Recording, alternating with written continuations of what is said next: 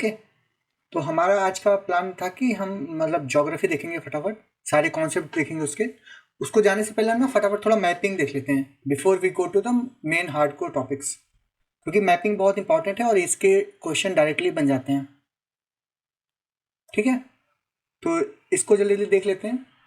ये जो मैगजीन है उसका नाम है एडू बाबा, और यहाँ से स्टार्ट करते हैं।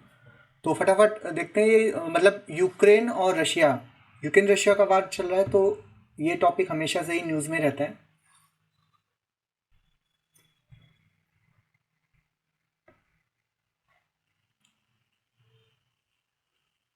तो इसमें इंपॉर्टेंट क्या है, ये आप एरियाज के नाम यहाँ पे देख सकते हैं, लुहांस्क, डोनेस्क, एंड ये जो इनके नाम है ना, ये पूछ लेता है कई बार कि ये कहाँ पे रीजन है। तो ये रीजन इसी यूक्रेन बॉर्डर पे है, और रेड वाले जो है ना वो अभी रशिया के कंट्रोल में है। तो यहाँ पे इस पूरे डायग्राम में आपको यही देखना है।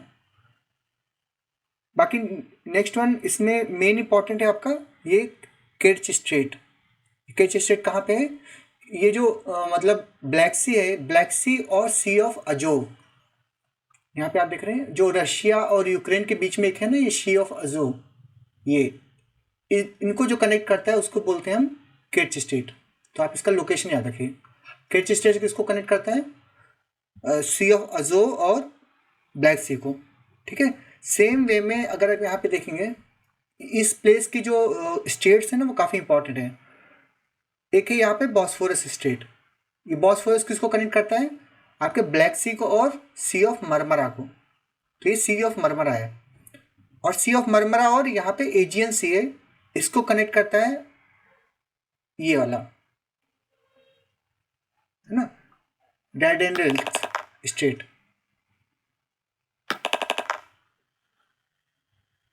ओके, ये डैर्डेनल स्टेट होता है, ये इसको कनेक्ट करता है। तो यहाँ पे एक देखिए लाइन से है, ऊपर से सी ऑफ ओजोक और उसके बीच में ब्लैक सी के बीच में कौन सा केर्च स्टेट था, उसके अंदर ब्लैक सी और मरमरा के बीच में बॉस्फोरस था, और मरमरा और एजियन के बीच में डैर्डेनल्स था। तो आप इसको याद रखिए सीक्वेंस में। यहाँ से क्वेश्चन ऐसे पूछ सकते हैं कि ये वाली स्टेट किसके बीच में है, कौन से सीज के बीच में है। ठीक है, यहाँ पे देखिए उसी को जूम कर दिया है, सी ऑफ अजो और उसके बीच में। ये कुछ कंट्रीज के नाम है, आप इसमें ये चीज़ देख लीजिए। ये तो दूसरी न्यूज़ के लिए आप यहाँ पे ये देखिए, ये कंट्रीज जो सारी हैं वो जैसे चैड, नाइजर, माली, ये सब लैंड लॉक्ड कंट्रीज हैं। Burkina Faso, right. So these are land locked countries. कई बार ये भी पूछ लेता है कि कौन कौन सी लैंड लॉक है, कौन कौन सी बॉर्डर बनाती हैं। ठीक है, तो इसमें आप ये देख सकते हैं, ये जो रीजन है इसको साहेल रीजन बोलते हैं। यहाँ पे आप देखेंगे ऊपर का जो सहारा है, ये जो अफ्रीका का ऊपर का रीजन है, मोरक्को और ट्यूनीशिया इसके नीचे का रीजन, ये वाला, इसको सहारा बोलते हैं। सहारा डेजर्ट वर्ल्ड का कौन सा नंबर का डेजर्ट है? 3rd नंबर का, है ना।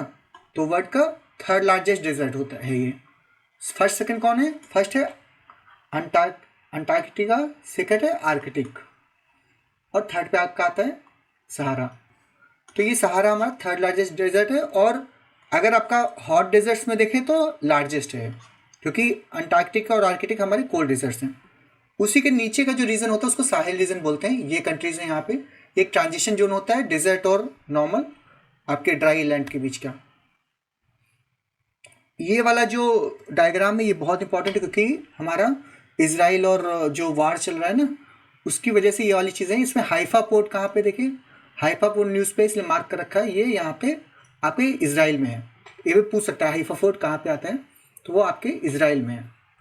यहाँ पे आप ये देखिए वेस्ट बैंक, यहाँ पे देखिए आप वेस्ट बैंक है, यहाँ पे वेस्ट बैंक, ये जॉर्डन और इजराइल को बॉर्डर बनाता है। यहाँ पे सी ऑफ गैली है, वो भी इजराइल में है। डेड सी है, वो भी जॉर्डन और इजराइल के बीच में है। ये वाले क्वेश्चन कई बार पूछ लेता है कि किसके बीच में क्या है, तो इस चीज़ का भी यहाँ पे ध्यान रखिएगा। और इजराइल किस किस से बॉर्डर बनाता है? यहाँ पे लेबनान से बनाता है ना। और ये जो गोलन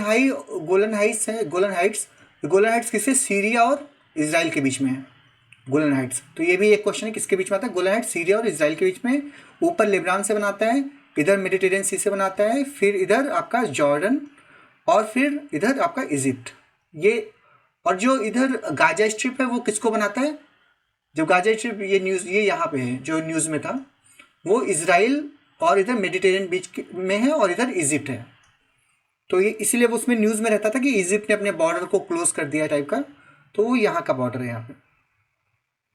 ठीक है, अभी यहाँ पे एक और चीज़ इंपॉर्टेंट है कि जॉर्डन जॉर्डन पूछते कि ये लैंड लॉक है कि मतलब किसी ओशन को बनाता है, लैंड लॉक है कि नहीं है। तो हमको यहाँ पे देखने में लगता है कि ये लैंड लॉक है, बट यहाँ पे थोड़ा सा एरिया इसका हमारे रेड सी में मिलता है यहाँ पे ये एरिया। तो answer is like Jordan is not a land lock country. ठीक है, लेक टाना ये हमारा नाइल रिवर वाला है। तो नाइल रिवर का मेन यहाँ पे देखिए लेक टाना कहाँ पे है आपका? इथोपिया में है ना। लेक टाना से इथोपिया, यहाँ से निकलती है आपकी ब्लू नाइल। और आपका युगांडा, यहाँ पे जो लेक विक्टोरिया है वहाँ से निकलती है आपकी वाइट नाइल। ठीक है, वाइट नाइल कहाँ से निकली? Lake Victoria. और इसका मतलब लेक विक्टोरिया को बॉर्डर कैसे बनाते हैं? मतलब बॉर्डरिंग कंट्रीज का शॉर्टकट है टुक। तो ऐसे कि विक्टोरिया टुक टुक टुक टुक चलती है, इसका इसका शॉर्टकट है इसका। तो टुक का मतलब क्या हो गया?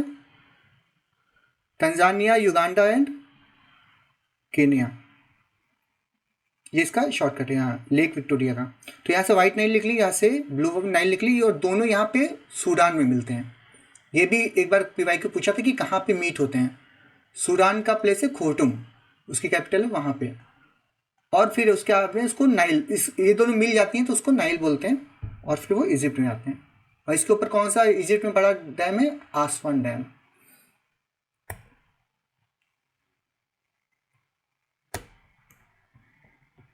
यहाँ पे स्वेज और गल्फ ऑफ अकाबा बोलते हैं, यहाँ पे है जो आपका जॉर्डन जहाँ पे बनाता है। और इधर आपका गल्फ ऑफ स्वेज है, और ये शर्म शेख, ये आपका पोर्ट यहाँ पे है। ये साउथ चाइना सी भी न्यूज़ में रहता है। तो इसमें तो काफ़ी इसमें मेनली ये पार्सल आइलैंड्स होते हैं, पार्सल आइलैंड्स इसके पार्ट हैं, और बाकी डिटेल्स हैं उतना नहीं देख सकते। ये लिथियम ट्रायंगल किसको बोलते हैं? याद रखिए, लिथियम ट्रायंगल हम बोलते हैं बोलिविया, अर्जेंटीना और चिले को। तो इसको ऐसे बोल सकते हैं ABC। जो लिथियम ट्रायंगल हमारा क्या है? ABC। A for Argentina, B for Bolivia and C for Chile. ठीक है, गोल्डन क्रिसेंट ये भी काफ़ी न्यूज़ में रहता है। तो गोल्डन क्रिसेंट में कौन कौन आता है आपका? अफगानिस्तान, पाकिस्तान और ईरान। अफगानिस्तान, पाकिस्तान और Iran. Golden triangle Burma, Laos, right. तो ये इसका गोल्डन ट्रायंगल बनाते हैं।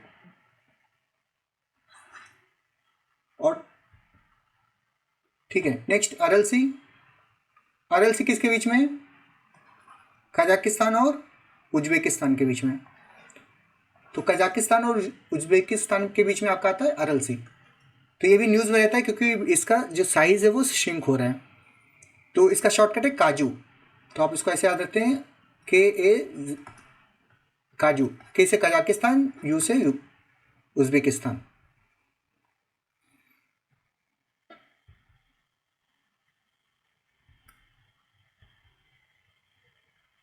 ठीक है, ये वाला रीजन भी यहाँ पे काफ़ी न्यूज़ में रहता है। नगार्नो कराबाख रीजन जो है वो अजरबैजान में है। यहाँ पे ये वाला रीजन है ना, ये काफ़ी न्यूज़ में रहता है। यहीं पे वॉर अभी चल रहा था आर्मेनिया और अजरबैजान के बीच में। तो नगार्नो कराबाख रीजन।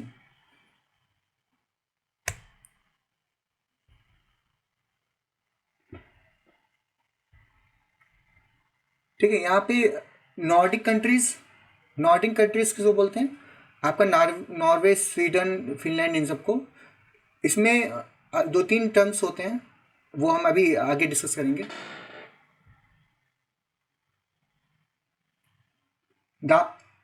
दानुबे रिवर, ये यहाँ पे तो ये आपका यहाँ जर्मनी से स्टार्ट होता है और ये यहाँ पे ब्लैक सी में जाता है, तो आप इसको यहाँ पे याद रख सकते हैं।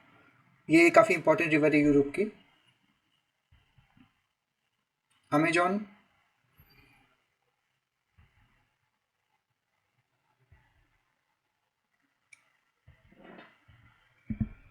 ठीक है। अभी तो ये सारी कंट्रीज़ हैं, ये हम, तो ये वाली कंट्रीज इंपॉर्टेंट एक्चुअली, इनको देख लेते हैं। तो ये these are countries of equator. तो इक्वेटर पे कौन कौन सी कंट्रीज हैं, यहाँ पे इधर से देखेंगे तो इक्वाडोर, कोलंबिया, ब्राज़ील। हम यहाँ पे इक्वेटर देख रहे हैं, इक्वाडोर, कोलंबिया, ब्राज़ील, ये आपके साउथ अमेरिका में। उसके बाद में क्या आता है, साओ टोम एंड प्रिंसिपे, ये यहाँ पे आइलैंड टाइप का है। उसके बाद में फिर Gabon, Republic of Congo, Republic of democratic Republic of Congo, उसके बाद में दोनों कॉन्गो आते हैं यहाँ पे, फिर युगांडा, और उसके बाद में फिर केनिया, और फिर सोमालिया। ये यहाँ पे आ गया अफ्रीकन कंट्रीज। इंडोनेशिया आपके यहाँ पे, और फिर किरिबती। तो आप ये कंट्रीज़ के नाम ऐसे याद रखिए, वो भी आपको मतलब कई बार क्वेश्चन पूछ लेता है कि कौन कौन सी कंट्रीज हमारी इक्वेटर पे हैं। अगली ट्रॉपिक ऑफ कैंसर, तो ये 23.5 डिग्री नॉर्थ, ये हमारा इसका ट्रॉपिक ऑफ कैंसर है। यहाँ पे अगर खाली 2 कंट्रीज हैं हमारी नॉर्थ अमेरिका में, मैक्सिको और बहामास। उसके बाद में मेन हमारी अफ्रीकन कंट्रीज हैं इसमें। तो इसमें आप याद रखिए Western Sahara, Mauritania, Mali, Algeria, Niger, Libya, Egypt, Saudi Arabia, UAE, Oman, India, Bangladesh, China, Myanmar, Taiwan. तो इसकी ट्रिक्स भी हैं, तो आप ट्रिक्स से याद रख सकते हैं। वो ट्रिक शायद वो हैंड आउट में है, उसको हम वहाँ पे डिस्कस कर लेंगे। मेनली आप 1-2 बार इसको देखेंगे भी, मतलब इसका एक बार देख लेंगे तो वो भी आपको याद हो जाएगा, उतना ट्रिक की ज़रूरत भी नहीं पड़ेगी। यहाँ पे देखेंगे तो काफ़ी सारी कंट्रीज़ आपकी ट्रॉपिक ऑफ कैप्रिकॉर्न में आती हैं, साउथ अमेरिका की। तो आपका अर्जेंटीना, चिले, पैराग्वे और ब्राज़ील। फिर यहाँ अगर अफ्रीका में देखें तो Namibia, South Africa, Botswana, Mozambique, Madagascar, और फिर इधर ऑस्ट्रेलिया। ये काफ़ी इंपॉर्टेंट है। आपका प्राइम मेरिडियन पे कौन कौन सी कंट्रीज आती हैं, तो प्राइम मेरिडियन हमको पता है कि लंदन में है, यूके। तो उसके बाद में नीचे अगर हम उसको स्ट्रेट लाइन खींचेंगे तो कहाँ कहाँ पे आएगा, तो वो फ्रांस में आएगा, उसके बाद में फिर स्पेन में आएगा, अल्जीरिया, फिर माली, फिर बुर्किना फासो, फिर घाना, और फिर टोगो। तो ये सब कंट्रीज हमारी प्राइम मेरिडियन पे आती हैं। आर्कटिक ओशन, तो इसमें इसके इंपॉर्टेंट सीज हैं एक्चुअली, यहाँ पे 2-3 हैं, जैसे कारा सी भी न्यूज़ में रहता है। तो कारा सी, लैप्टेव सी यहाँ पे है, कारा सी यहाँ पे है, और चुक्ची सी करके है यहाँ पे, और ब्यूफोर्ट सी। ये इंपॉर्टेंट एक्चुअली। ये कई बार हम कंफ्यूज हो जाते हैं कि नॉर्थ मतलब आर्कटिक में है कि अंटार्कटिक में है। तो ब्यूफोर्ट, चुक्ची, लैप्टेव, कारा, तो ये सारे, और बैरेंट्स सी, ये बैरेंट्स सी यहाँ पे आता है। तो ये मतलब हम नॉर्मल मैप में देखते हैं ना, तुमको इतना क्लियरली नहीं दिखता है। अगर आप उसको ऊपर से देखेंगे टॉप व्यू में तो आपको ऐसा दिखेगा। और यहाँ पे बैफिन बे है जो ग्रीनलैंड की यहाँ पे। तो ये इंपॉर्टेंट नेम्स हैं, आप ये पूछ सकता है कि ये आर्कटिक ओशन के आसपास है। ठीक है, डेट लाइन हमको पता है कि ये जिगजैग है, स्ट्रेट नहीं है, और यहाँ पे ये बेरिंग स्ट्रेट को क्रॉस करता है।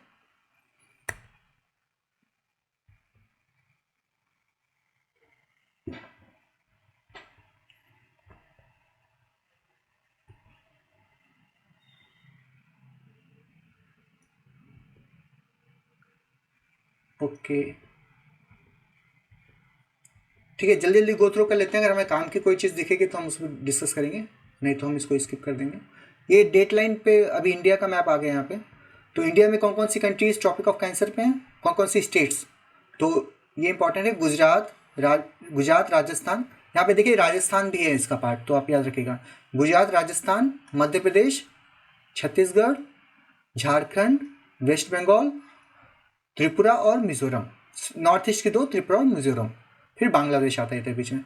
अभी यहाँ पे ये ध्यान रखिएगा आप कि ये उड़ीसा को टच नहीं करता है, यूपी बिहार को टच नहीं करता है। यूपी थोड़ा सा नीचे एकदम नैरो मतलब मिस हो रहा है, तो यूपी बिहार उड़ीसा को टच नहीं करता है क्योंकि वो नियर बाई वाले ही ऑप्शन में देगा। ठीक है। फिर प्राइम मेरिडियन, जो मतलब हमारा standard meridian of India, IST बोलते हैं इसको। तो ये कौन कौन से स्टेट्स को जाता है? तो यूपी में मिर्जापुर से स्टार्ट होते हैं यहाँ पे, यूपी, फिर आपका MP, फिर छत्तीसगढ़, फिर उड़ीसा और फिर आंध्र प्रदेश। तो आपके ये स्टेट्स आती हैं। यहाँ पे बिहार, झारखंड, वेस्ट बंगाल नहीं आता है टच, और यहाँ पे तेलंगाना टच नहीं करता है। क्या करता है उससे ज़्यादा आपको ये देखना है कि क्या नहीं करता है नियर बाई, तो उससे भी आपको एलिमिनेट करने में ईजी रहेगा। बिहार, झारखंड, वेस्ट बंगाल नहीं आता है, तेलंगाना टच नहीं करता है, और महाराष्ट्र भी टच नहीं करता है। ठीक है, क्योंकि हमें पास वालों में कंफ्यूजन होता है कि महाराष्ट्र कहीं टच तो नहीं कर रहा टाइप का। तो महाराष्ट्र, आंध्र प्रदेश, महाराष्ट्र, तेलंगाना नहीं टच करते हैं। लक्षद्वीप में यहाँ पे ये देखिए करावाती, ये मेन है यहाँ पे याद रखने का। और अंडमान निकोबार में के मैप में हमें 2-3 चीज़ें याद रखनी। यहाँ पे देखिए जो बैरन आइलैंड है, जो हमारा जो काफ़ी न्यूज़ में रहता है हमारा, किसके लिए? वोल्केनोज वगैरह के लिए। वो हमारा देखिए नॉर्थ साइड में है, जो अंडमान ऊपर है, तो अंडमान आइलैंड से अंडमान सी में है, नीचे निकोबार है ना, साउथ में निकोबार है, ऊपर की तरफ अंडमान है। तो वहीं पे जो हमारा बैरन आइलैंड है वो ऊपर है, और उसी के पास में ही मतलब यहाँ पोर्ट ब्लेयर है, उसके पास में ही ये नए वाले आइलैंड्स हैं। स्वराज द्वीप, जिसको पहले हैवलॉक बोलते थे, नील, उसका पहले अभी शहीद द्वीप हो गया नाम, स्वराज, शहीद। स्वराज का नाम पहले हैवलॉक था, शहीद का पहले नील था, और रॉस आइलैंड का नाम अभी सुभाष चंद्र बोस रख दिया गया है। ये भी क्वेश्चन आ सकता है, मतलब कि पुराना नाम क्या था, नया नाम क्या था। तो ये देखिए ऊपर नॉर्थ अंडमान है, उसके बीच में मिडिल अंडमान है, और फिर साउथ अंडमान, और इन सब के बीच में बाद में आता है आपका लिटिल अंडमान, ये जो सबसे मतलब अंडमान में और निकोबार के जस्ट बीच में है। तो यहाँ पे ये याद रखेगा।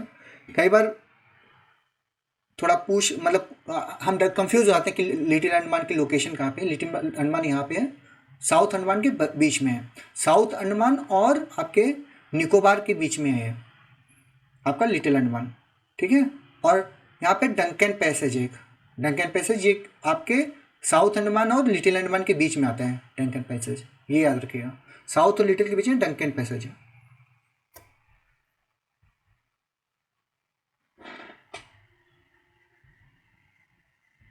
ठीक है, ये तो यहाँ की बाउंड्रीज दिखा रहा है। तो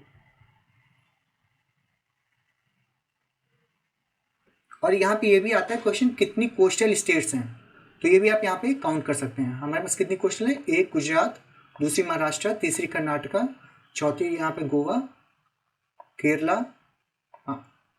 तमिलनाडु 6, आंध्रा 7, उड़ीसा 8, वेस्ट बंगाल 9। तो 9 स्टेट्स हैं हमारी जो कोस्टल एरिया में है। तो आप इसके नंबर याद रखिएगा। यहाँ क्वेश्चन भी देखो लिखा हुआ है, number of coastal states in India, answer is 9। Longest coast line, एक और क्वेश्चन है यहाँ पे, विच स्टेट है लॉन्गेस्ट कोस्ट लाइन? तो हमारी गुजरात की कोस्ट लाइन जो है वो सबसे ज़्यादा है। ये देखने में ऐसा छोटा लगता है लेकिन ये जिगजैग है ना, इसलिए इसको सबसे ज़्यादा कोस्ट लाइन है इसकी।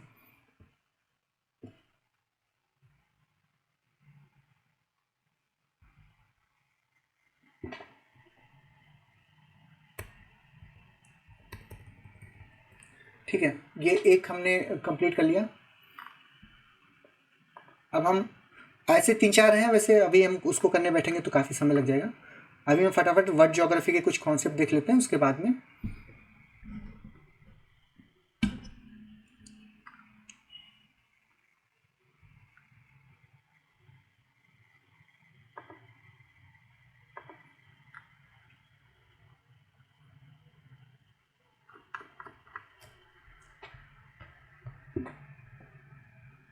ये आपका ज्योग्राफी का हैंडआउट है जो हम लोगों ने मतलब आप लोगों ने पढ़ा ही होगा कुछ लोगों ने। तो अभी इसमें फटाफट हम मेन मेन चीज़ें देखेंगे, मेन इंपॉर्टेंट टॉपिक्स देखेंगे, और उसके बाद में ज्योग्राफी मतलब पूरा सब्जेक्ट वर्ल्ड ज्योग्राफी खत्म कर देंगे। तो यहाँ पे अगर आप देखिए, एक सेकेंड,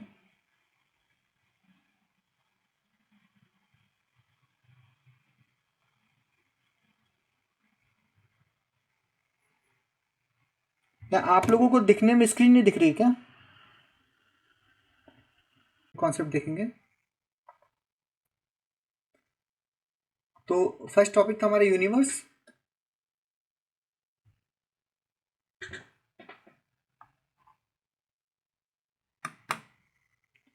फर्स्ट टॉपिक था हमारा यूनिवर्स। तो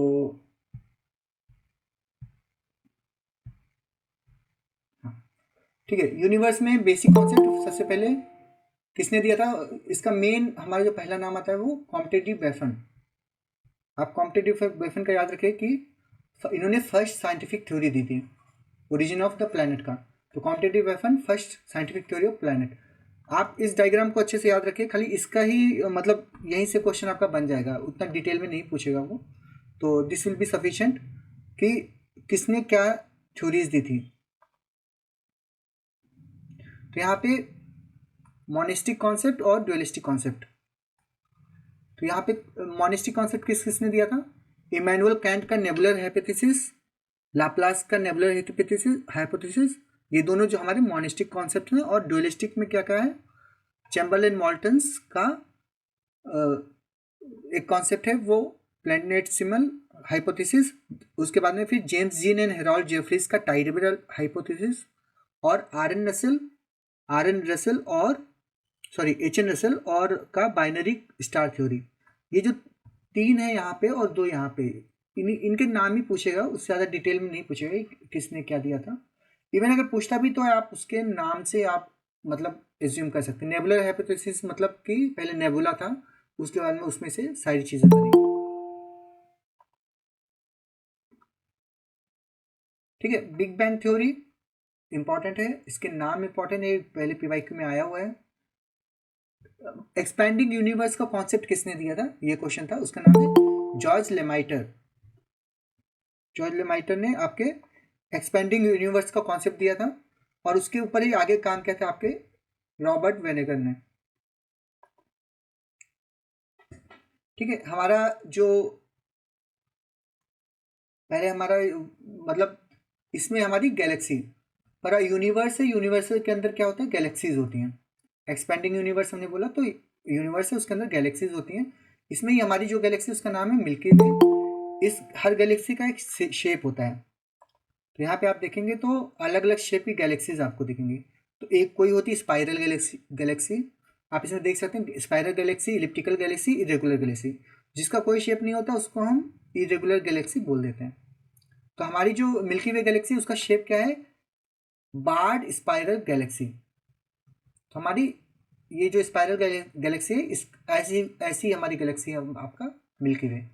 ठीक है, अब इस मिल्की वे गैलेक्सी के अंदर में क्या है? बहुत सारे हमारा सोलर सिस्टम है। ठीक है, ये इंपॉर्टेंट कॉन्सेप्ट है यहाँ पे, फेजेस ऑफ स्टेलर इवोल्यूशन की लाइफ साइकिल ऑफ स्टार होता है। तो इसमें क्या होता है? इनिशियली आपका नेबुला होता है, ये डायग्राम ही आप याद रखें ना, ये फोटो इतना ही काफ़ी है। शुरुआत में नेबुला होता है, उसके बाद में जब छोटा अगर स्टार आपका छोटा है मतलब साइज में छोटा है तो पहले क्या बनेगा? एवरेज स्टार बनेगा, उसके बाद में रेड जायंट बनेगा, फिर प्लानिटरी नेबुला, और उसके बाद में वाइट ड्वार्फ बन जाएगा। तो इतना पता है हमको कि ये वाइट ड्वार्फ तक की ये स्टेज हो गई। अगर उसका साइज बड़ा है, मैसिव है, तो फिर वो क्या करेगा? वो रेड सुपर जायंट बन जाएगा। पहले रेड जायंट बना था, यहाँ पे रेड सुपर जायंट बन जाएगा, फिर सुपरनोवा होगा इसमें, और उसके बाद में ये न्यूट्रॉन स्टार और ब्लैक होल में कन्वर्ट हो जाएगा। ये दो चीज़ें तो इसी से रिलेटेड थ्योरी दी थी चंद्रशेखर ने। तो उन्होंने बोला था कि अगर इसका मास 1.44 टाइम्स ऑफ आवर सन इतना होता है तो उस तब वो जो है ये यहाँ पे आपका न्यूट्रॉन स्टार बनेगा, उसमें मतलब रेड सुपर जायंट बनेगा, ब्लैक होल। अगर उससे छोटा है तो वो वाइट ड्वार्फ ही रह जाएगा। तो इसका इसका डिवीजन कि क्या वाइट ड्वार्फ में रह जाएगा, क्या ब्लैक होल बनेगा, न्यूट्रॉन स्टार, उसी के लिए उन्होंने थ्योरी दी थी। उसका वेट यहाँ पे 1.44 टाइम्स ऑफ सोलर मासेस। ये वैल्यू बहुत इंपॉर्टेंट है, 1.44 ऑफ सोलर।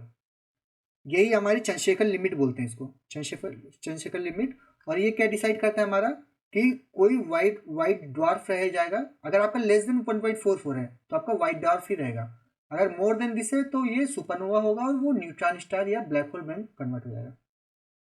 ठीक है, तो आप ये याद रखिए कि ब्लैक होल या न्यूट्रॉन स्टार बनने के लिए 1.44 ऑफ सोलर मास होना जरूरी है।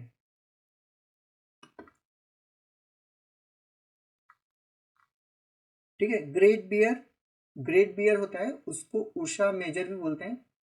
उर्सा मेजर होता है, उसी को हम सप्तऋषि भी बोलते हैं। इसी में हमारा ध्रुव तारा होता है, मतलब सप्तऋषि होता है। फिर ये इसकी हेल्प से हम ध्रुव तारा करते हैं, पोल स्टार को लोकेट करते हैं।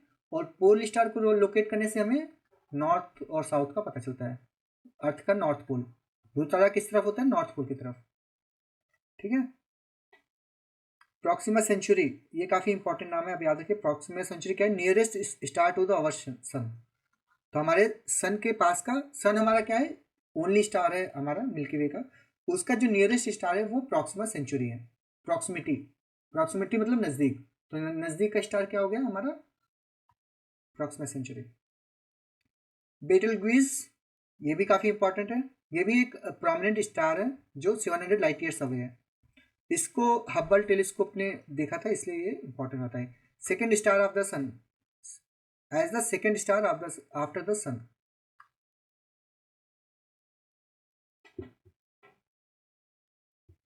ठीक है, हमारी सोलर सिस्टम की एज कितनी? 4.6 बिलियन ईयर्स अगो।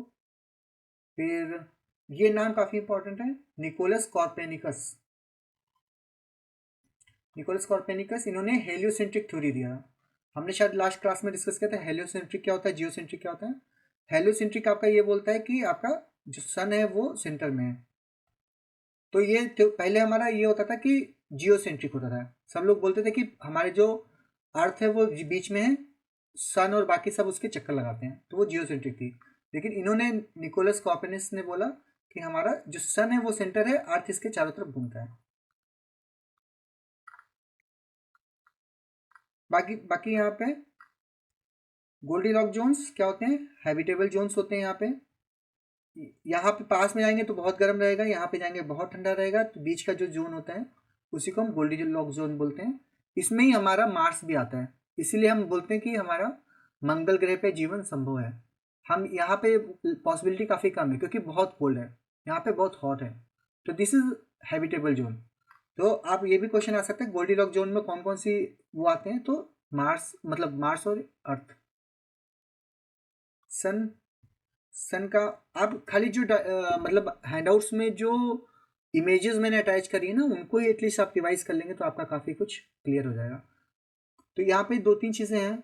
लेयर्स, जो बीच का है उसको कोर बोलते हैं, और जो हम विजिबल एरिया होता है जो हमको दिखता है उसको बोलते हैं फोटोस्फेयर। ये जो हमें ऑरेंज कलर का दिखता है सूरज का, वो फोटोस्फेयर होता है। कोर उसके अंदर होता है।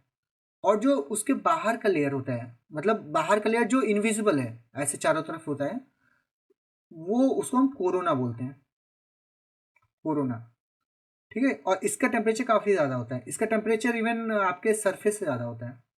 सरफेस पे हमारा फोटोस्फेयर है जो हमको दिखता है, वहाँ 6,500 केल्विन है।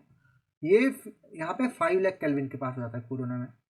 तो बाहर जो रेडिएशन होता है उसकी वजह से।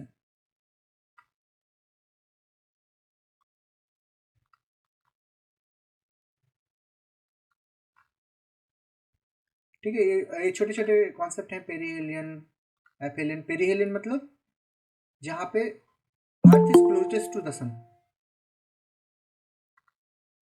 ठीक है, पेरीहेलियन मतलब क्लोजेस्ट। तो पेरियार, हमारे मतलब यहाँ पे तमिलनाडु में बोलते हैं कि पेरियार, तो पेरियार बोलते हैं। पेरियार, पेरियार मतलब बड़ा, बड़ा भाई को पेरियार बोलते हैं, पेरियार। तो पेरीहेलियन मतलब ऐसे याद रख सकते हैं कि बड़ा हो जाता है। अर्थ इज क्लोज, क्लोज है तो पेरीहेलियन, दूर है तो एफेलियन। ठीक है, यहाँ पे आप इसका देख सकते हैं। ये जुलाई उलाई ये सब फिक्स नहीं रहता है, ये बदलता रहता है। इसलिए यहाँ पे एक डेट लिख दी मैंने कि इन जुलाई 2004 accord on July 5th। In 2004 sorry 2024 जुलाई 5 को हुआ था कि आपका एपेलियन, और पेरिहेलियन कब होगा इसमें, मतलब जनवरी 3 को हुआ था ये, जनवरी 3 और जुलाई 5। वैसे इतना डीप में नहीं पूछेगा, बट आपको याद रख सकते हैं आप, ये 1-2 दिन ऊपर नीचे होता है। बट आप ये याद रख सकते हैं कि जो एपेलियन होता है ये जुलाई में आता है, मतलब कि ये जो दूर जाता है ना, तो ये जुलाई के मंथ में अर्थ सन से दूर चली जाती है और जनवरी में पास आती है। ठीक है, और यहाँ पे थोड़ा उल्टा भी है, मतलब आप ऐसे समझ लीजिए कि जब अर्थ को ठंडी लगती है तो वो सूरज के पास आती है धूप सेकने के लिए। तो ठंडियों में, विंटर्स में, जनवरी में सूरज के पास आ गई धूप लेने के लिए, और गर्मियों में वो सूरज से दूर भागती है, धूप लगती है उसको बहुत तेज, तो इसलिए। ठीक है, यहाँ पे हैलो फिनोमिना, हालो, तो हालो ये पे हाई एल्टीट्यूड सीरस या सेरो स्टेटस क्लाउड की वजह से होता है, ये आपका हालो होता है यहाँ पे। और एक डायमंड रिंग इफेक्ट होता है ना, तो डायमंड एक, उसके पहले यहाँ पे टोटलिटी ट्रेल होता है, path of totality as a narrow track cross the earth surface when total solar eclipse is visible. जब टोटल सोलर इक्लिप्स होता है उस समय ये टोटलिटी ट्रेल होता है, उसी की वजह से डायमंड रिंग इफेक्ट होता है। ये यहाँ पे ऐसा दिखता है, मतलब आपका सोलर इक्लिप्स है तो आपका सूरज तो नहीं दिख रहा है, लेकिन आपको यहाँ पे ऐसे दिख रहा है, चारों तरफ ऐसे लाइट दिख रही है, और यहाँ पे एक ऐसा आपको स्टोन जैसा दिख रहा है, तो ये ऐसा रिंग बन गया है, इसको ऐसे डायमंड रिंग बोलते हैं।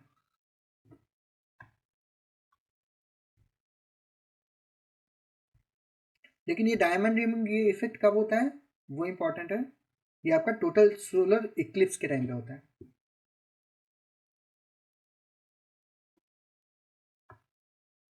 दिस इज विजिबिलिटी कब होता है, बिगनिंग और end of the totality during the solar Eclipse. Planets के नेम्स पूछे गए थे, एक क्वेश्चन आया था ऐसे, तो आप इनको ऐसे रफली याद कर सकते हैं। वैसे इतना इंपॉर्टेंट नहीं है, लेकिन अगर आप चाहें तो देख सकते हैं कि कौन कहाँ का गॉड है। आप एटलीस्ट टेरा क्वेस्ट को तो याद ही रखिए, टेरा मतलब अर्थ, और is a goddess of earth. ठीक है, तो Terra is a goddess of earth in Roman.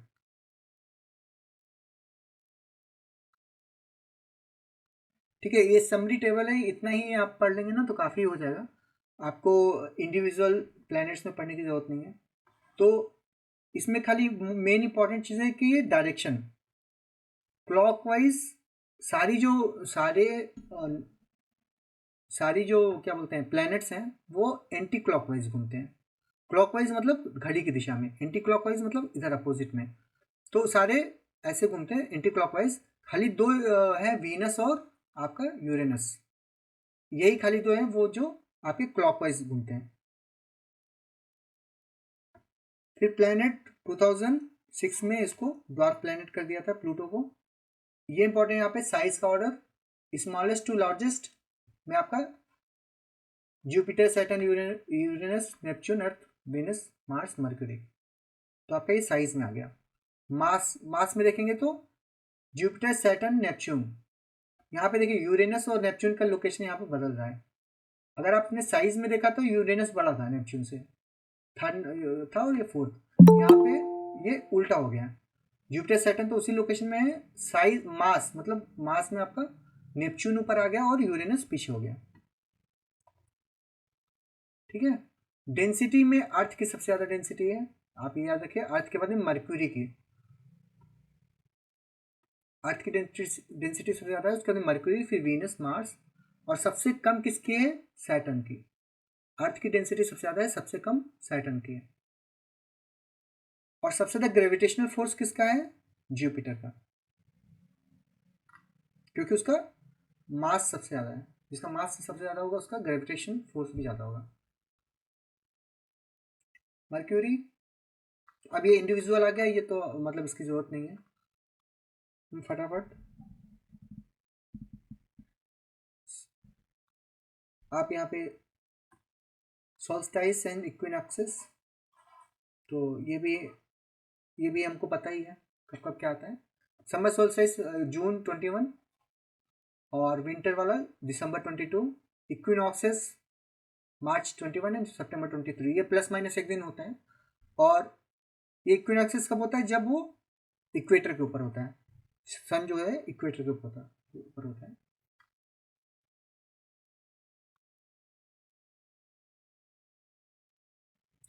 ये यहाँ पे ये वाली टेबल इंपॉर्टेंट है आपका। जो कंपोजिशन होता है अर्थ की, जो क्रस्ट में सबसे ज़्यादा क्या होता है? ऑक्सीजन, फिर सिलिकॉन, एल्यूमिनियम, आयरन आपका 4th नंबर पे है। जो लेकिन अगर ओवरऑल अर्थ की बात करें या अर्थ के कोर की बात करें तो वहाँ पे आयरन सबसे ज़्यादा होता है। ठीक है, आयरन, ऑक्सीजन, फिर सिलिकॉन।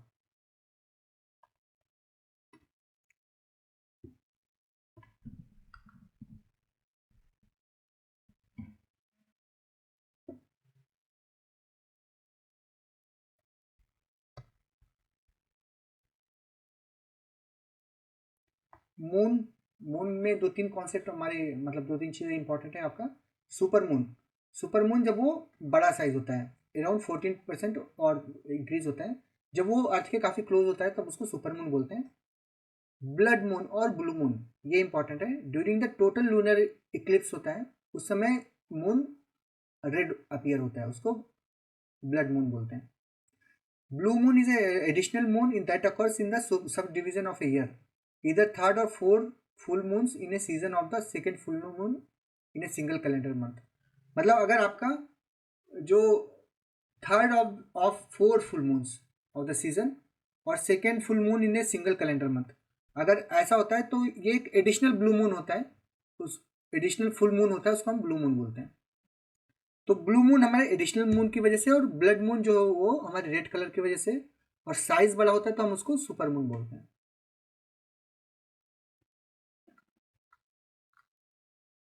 बाकी सी ऑफ ट्रैंक्विलिटी और सी ऑफ सेरेनिटी, ये दोनों आपके इम्पॉर्टेंट हैं। और ये दोनों मतलब कि कहाँ पे रिलेटेड? मून से रिलेटेड है ना।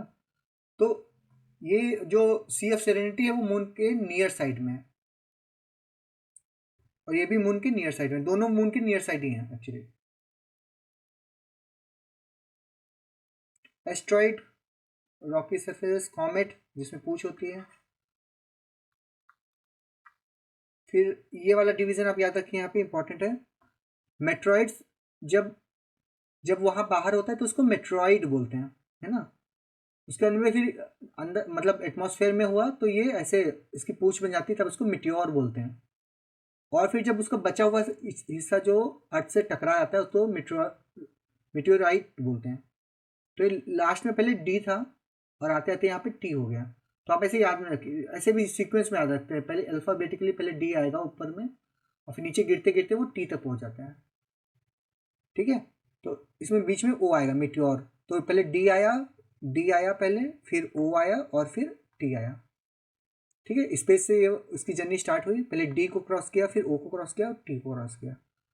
तो ये एक सीक्वेंस में है, आप ऐसे भी इसको ट्रिक से याद रख सकते हैं।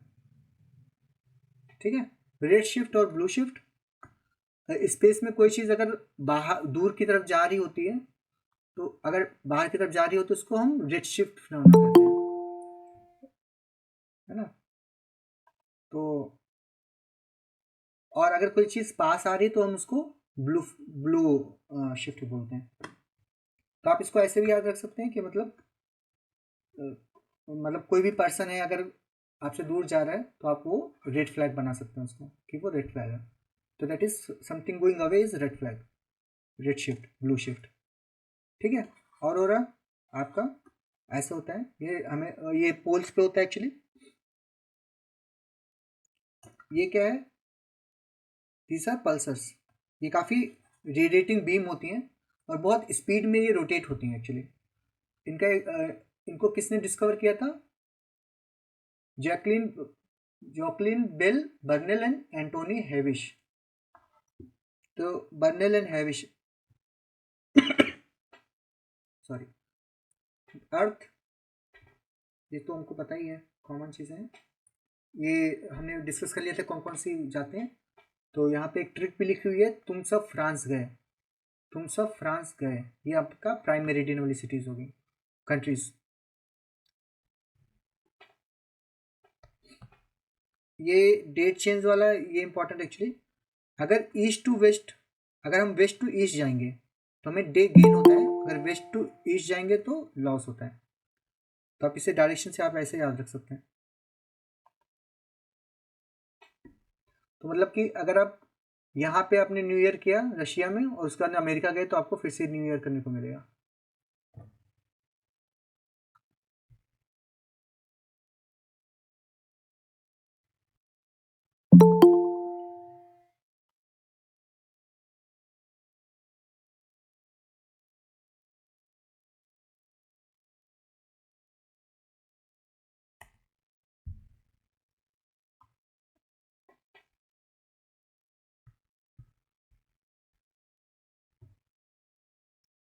ठीक है, ये हमने तो डिस्कस ही कर लिया है। मेन डायरेक्ट और इनडायरेक्ट सोर्सेस, ये इंपॉर्टेंट एक्चुअली। डायरेक्ट सोर्सेस में रॉक, रॉक वॉल्केनिक, ये दो आते हैं। इनडायरेक्ट में आपका जो जो मतलब हम जिसके थ्रू हम डायरेक्टली कोई सैंपल कलेक्ट नहीं कर सकते उनको हम इनडायरेक्ट सोर्स बोलते हैं अर्थ का। जैसे रॉक और वोल्केनिक जो ये इजेक्टा होता है उससे तो हम डायरेक्टली कर लेंगे कलेक्ट और उसका लैब में भेज के एनालिसिस कर लेते हैं, इसलिए उसको डायरेक्ट बोलते हैं। इनडायरेक्ट में क्या आता है आपका seismic wave, gravitational field, magnetic field, astronomical observation and computer modelling, ये सब उसके इनडायरेक्ट सोर्सेज हैं। कॉन्टिन्यूटीज इंपॉर्टेंट है, आप याद रखिए। जो सबसे पहली होती है कोनार्ड, कोनार्ड आपका क्रस्ट और अपर मेंटल के बीच में होती है कोनार्ड। उसका नेम मोवो, फिर रेपिटी, गुटेनबर्ग और लेमान। आप ऐसे सीक्वेंस में याद रखिए तभी आपको याद रहेगा। तो इसकी क्या ट्रिक थी, इसकी ऐसे थी CM RG, Rahul Gandhi is a layman, है ना, Rahul Gandhi is a layman. तो CM Rahul Gandhi is a layman ऐसे याद रख सकते हैं। तो कुनार्ड, मोहो, रेपिटी, गुटेनबर्ग और लेमैन से आपका लेमैन।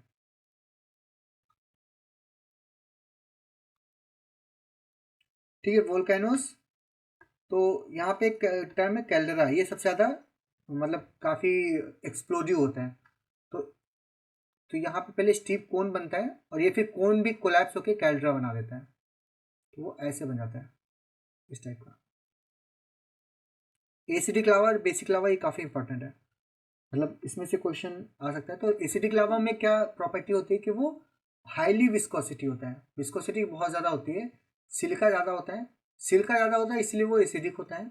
और एसिडिक उसमें सिलिका है तो वो उसकी विस्कोसिटी भी ज़्यादा होगी। तो विस्कोसिटी मतलब गाढ़ापन। तो आप सोचिए बहुत सारी रेत है किसी चीज़ में तो वो गाढ़ा ही हो जाता है ना, तो उसका थिक होता है। तो गाढ़ा होता है तो वो बहुत ज़्यादा फैल भी नहीं पाता है, तो बहुत ही शॉर्ट डिस्टेंस पे रह पाता है। तो उसके, है ना, तो उससे ये जैसे कोन टाइप के वेलकोनिस बनते हैं और सोलिडिफाई क्विकली हो जाता है। जो बसाल्ट बेसिक लावा होता है उसकी विस्कोसिटी काफ़ी कम होती है, लो सिलिका कंटेंट होता है, फ्लो इजीली होता है। तो वो आपका शील्ड वेलकोना टाइप के बनते हैं जो ऐसे बड़े बड़े होते हैं वाइड, है ना, ऐसे।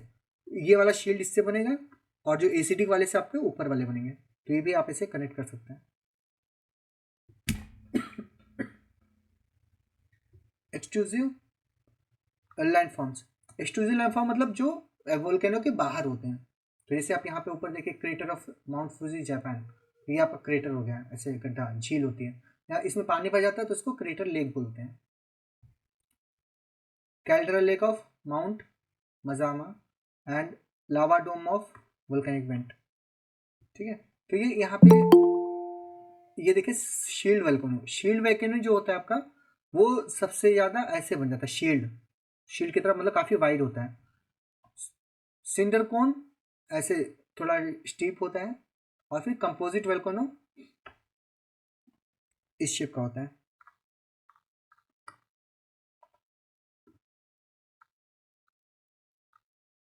ठीक है, यहाँ पे टाइप्स आपके लिखे हुए हैं।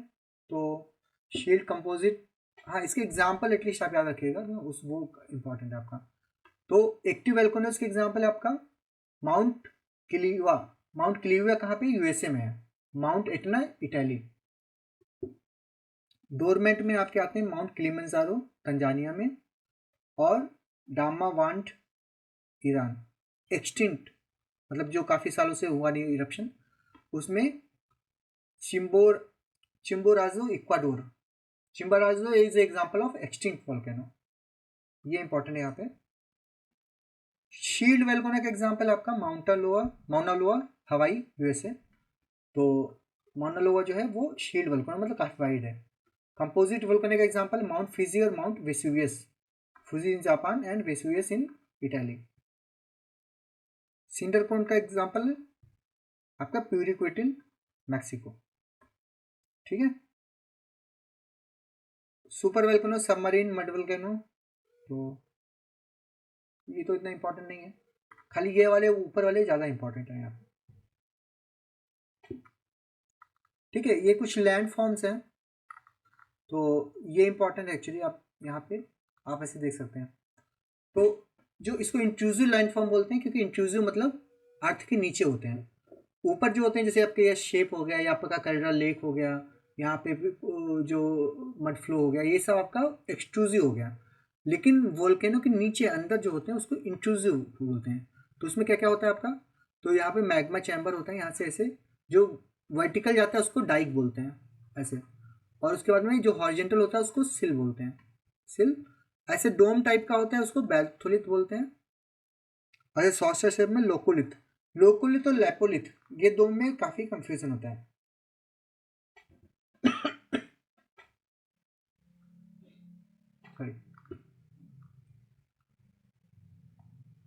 ठीक है, लोकोलिथ ऐसा होता है शॉर्ट शेप में, एक ऐसे होता है इस शेप में, उसको लोकोलिथ बोलते हैं, इंक्लाइन सिंक्लाइन टाइप का,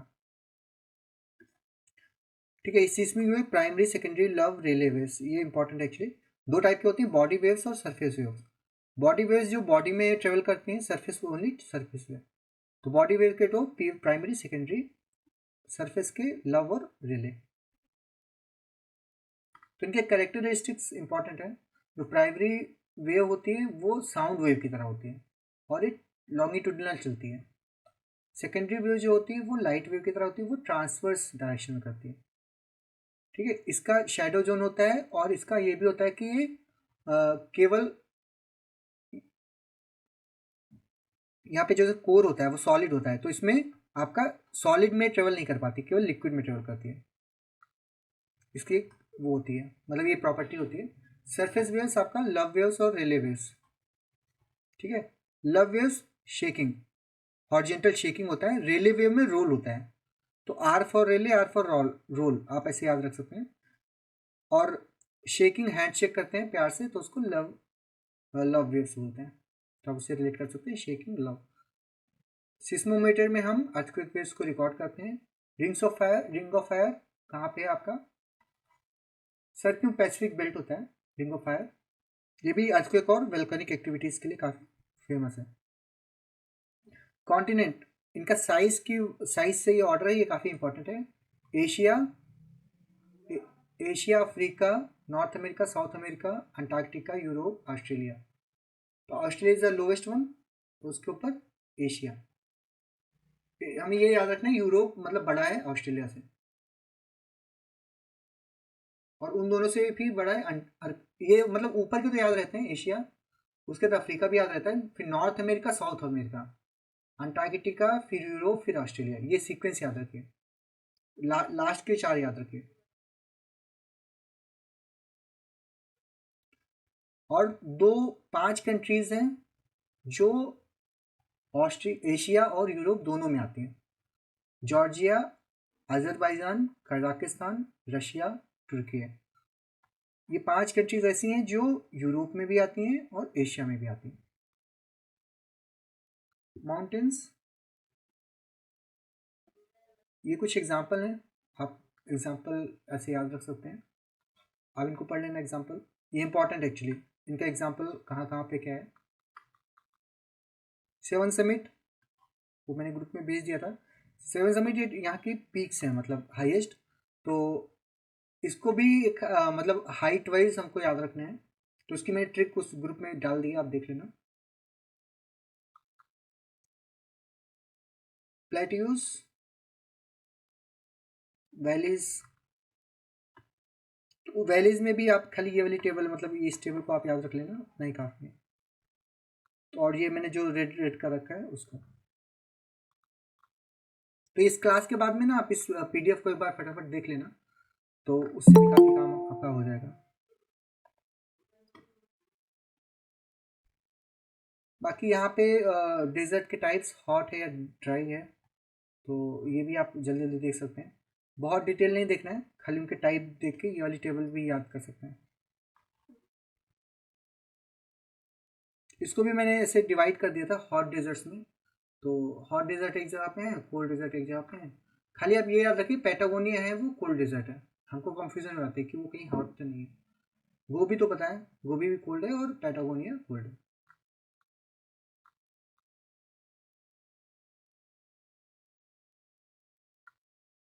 ठीक है, अगर आपको टेबल नहीं भी देखना है तो आप खाली एटलीस्ट मैप भी देखेंगे तो पता चल जाएगा आपको। इसमें देखिए यहाँ पे पैटागोनिया है, मैप ही देखिए तो ज़्यादा अच्छा रहेगा, आपको याद भी रहेगा कि एकदम साउथ अमेरिका के लास्ट में पैटागोनियन शेप में, ऊपर में सेंट्रल स्टेपी और गोबी, ये तीन हमारे कोल्ड डेजर्ट्स हैं। इधर great basin of the America. बाकी सारे हमारे मोजावे एंड सोनोरन, ये हमारे यूएसए और मैक्सिको बॉर्डर पे हैं। एंड चूहेनुआन, ये भी हमारा उसी नॉर्थ अमेरिका में है, आपके यूएसए के नीचे मैक्सिको के पास में। पेरुवियन अटेकामा मोंटे, ये इधर है।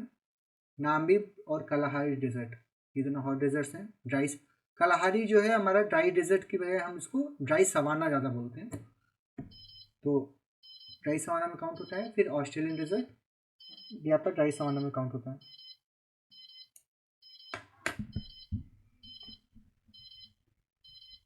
वन सेकेंड, हेलो हेलो,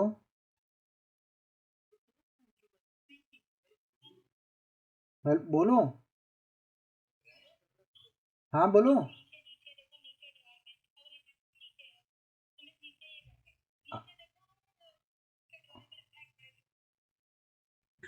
क्या चाहिए तुमको?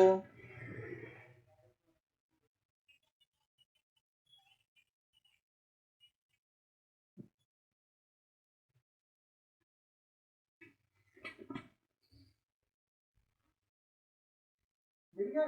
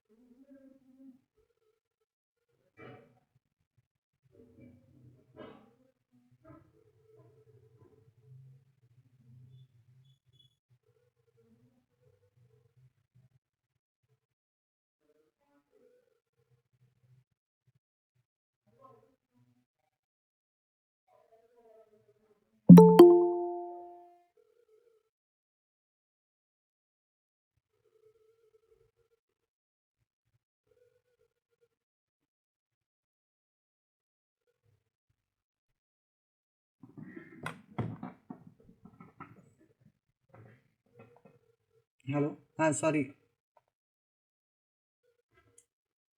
ठीक है, अभी रिज्यूम करते हैं। ग्रासलैंड अगला। तो ग्रासलैंड भी हम यहाँ पे हॉट और कोल्ड वाले देख सकते हैं, टेम्परेट और ट्रॉपिकल। तो टेम्परेट ग्रासलैंड मतलब कोल्ड वाले। तो इस मैप में ही देख लीजिए आप, स्टेपीज, मंचूरिया, पुस्ताज। पुस्ताज कहाँ पे है? आप लोग अनम्यूट करके बोलिए फटाफट। हंगरी। करेक्ट, हंगरी में। पेरिस, पेरिस यहाँ पे। लानोस, अब ये याद है, लानोस कंपोज आपका साउथ अमेरिका।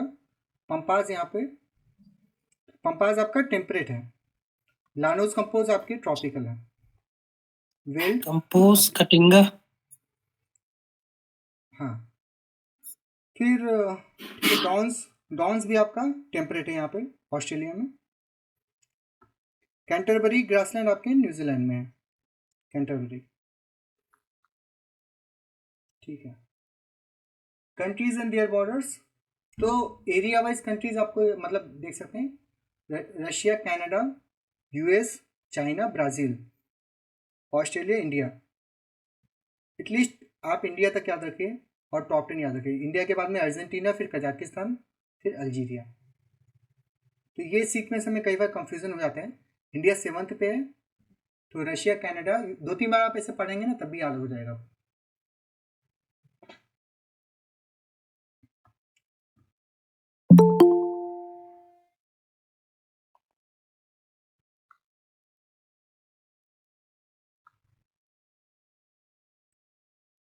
ठीक है, यहाँ पे ये देखिए जो स्कैंडे स्कैंडिनेवियन कंट्रीज होती हैं वो जियोग्राफिकली अगर आप देखेंगे तो स्वीडन, नॉर्वे और डेनमार्क में होती हैं।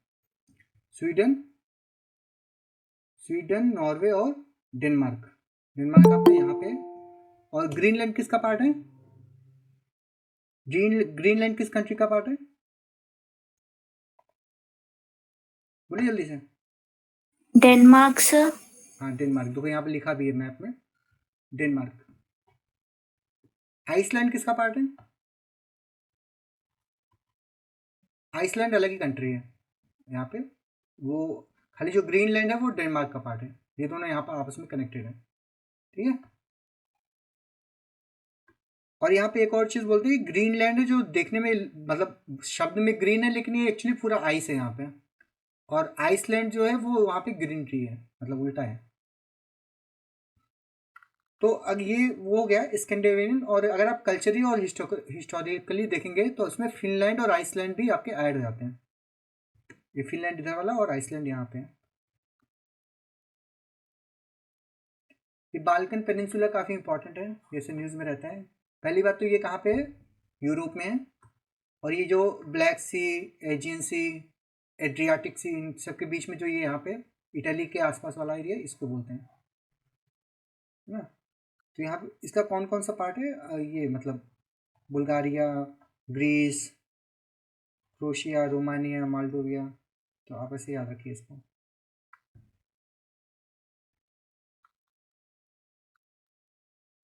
इटली पार्ट नहीं है इसका, है ना।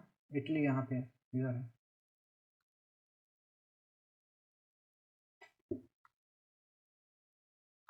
ये डिपेंडेंट टेरिटरीज भी आप एटलीस्ट फ्रांस वाली याद रखिए। जैसे रियूनियन आइलैंड पूछ लेता है किसका पार्ट है। डेनमार्क के ग्रीनलैंड और फॉरल आइलैंड। तो इसे आप एक बार खाली अंदर ये मतलब डिटेल भी नहीं देखें तो नाम भी देखेंगे तो तब चल जाएगा। तो अभी अगर आप लास्ट 2 मोमेंट पे आप रिवाइज कर रहे हैं, आपको लग रहा है कि टाइम नहीं है, खाली जो कीवर्ड है ना उसको भी आप देख देख के जाएंगे। जैसे ये वाला देख लिया और ये देख लिया, तो उससे भी काम हो जाएगा। मतलब बहुत डीप में नहीं पूछता है क्वेश्चन। आप खाली फैक्चुअल चीज़ें याद कर लेंगे ना, फर्स्ट के 2 कॉलम, उससे भी आपको याद हो जाएगा। लैंडलॉक कंट्रीज सबसे ज़्यादा कहाँ पे हैं? अफ्रीका में 16, उसके बाद यूरोप में।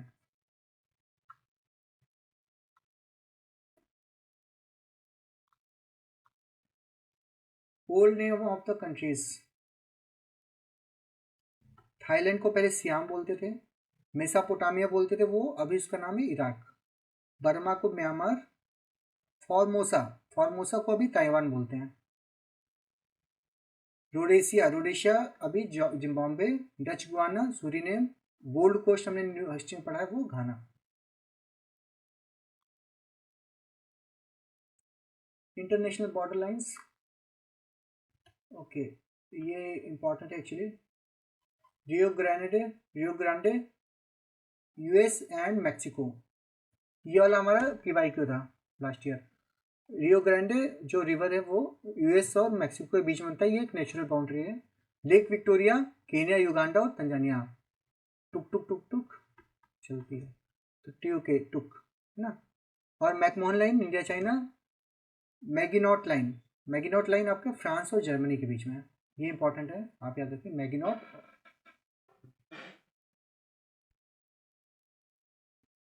बाकी ये पैरेलल्स भी आप याद रख सकते हैं कि 49th पैरेलल यूएस और कनाडा के बीच में है, 30th पैरेलल नॉर्थ और साउथ कोरिया के बीच में। डूरन लाइन अफगानिस्तान और पाकिस्तान के बीच में।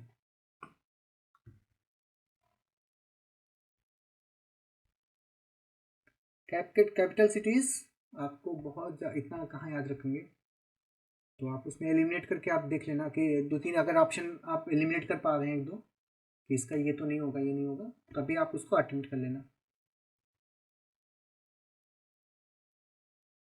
मेन टाउन्स कई बार पूछ लेता है, ये जो इसके निक नेम बोलते हैं इसको, वो काफ़ी इंपॉर्टेंट है actually. Land of the midnight sun, ये नॉर्वे को बोलते हैं। Bird continent, South America. Mistress of the eastern sea, ये श्रीलंका को बोलते हैं। Gateway to Asia, Singapore. Land of white elephant, Thailand. Land of rising sun, Japan. Land of thousand lakes, Finland. Land of morning calm, South Korea. Gateway to the west, Istanbul Turkey. Istanbul Turkey क्योंकि वो entry point है Europe का। City of canals, dreams, Venice. Manchester of the east, Osaka, Japan. City of golden gate, San Francisco. City of smokers, Chicago. Okay, Chicago में बहुत सारे smokers हैं। Eiffel tower, roof of the world, Pamir knot. Island of pearls, Bahrain. Island of pearls Bahrain को बोलते हैं। Okay, ठीक है। बाकी तो ये कुछ और हैं। जो मेन टेबल है वो ऊपर वाली है, नीचे वाली तो और भी एडिशनल आप याद कर सकते हैं। ठीक है, हाइड्रोस्फीयर ये काफ़ी इंपॉर्टेंट है यहाँ पे ब्रेकअप इसका। जो इसके अंदर का ब्रेकअप आप ऐसे याद रखें कि जो ओवरऑल अर्थ है उस पर जो मतलब ओवरऑल वाटर है उसमें 97% सलाइन वाटर है, केवल 3% हमारा फ्रेश वाटर है। उस 3% का भी ब्रेकअप है कि उसका भी 68% हमारा आइस कैप या ग्लेशियर में है, उसके बाद में ग्राउंड वाटर है, उसके बाद अदर्स आता है, उसके बाद में ही लास्ट में सरफेस वाटर आता है।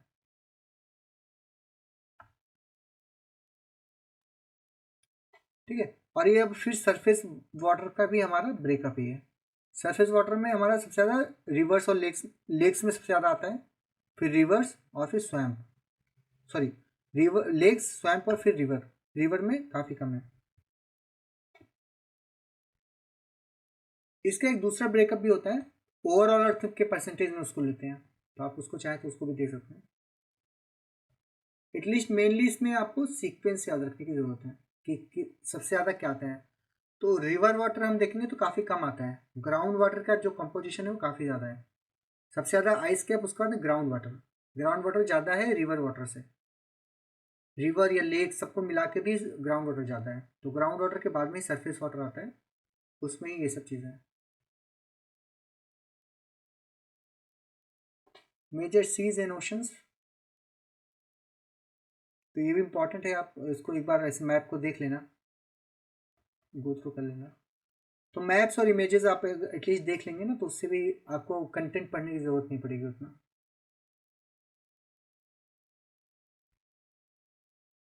ये ओशन करंट्स का, ओशन करंट्स इंपॉर्टेंट है एक्चुअली।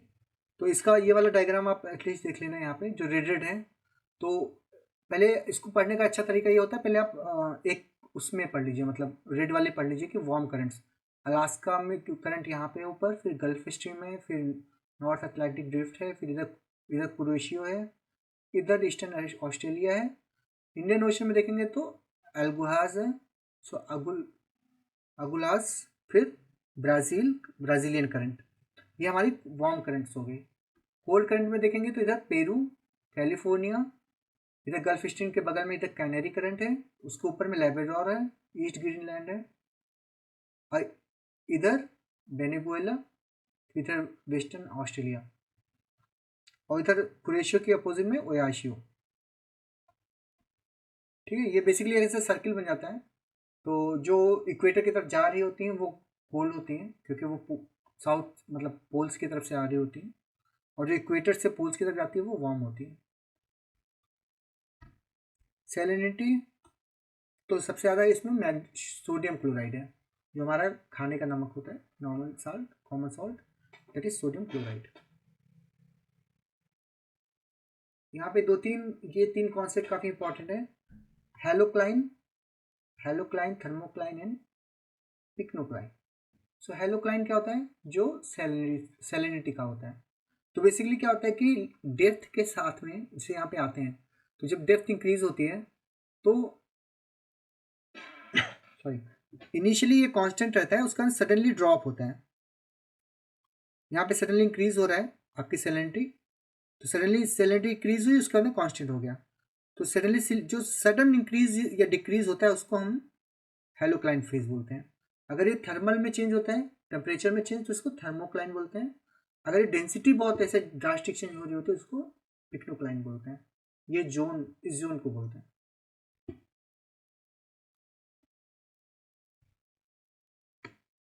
ठीक है, समझ में आ रहा है।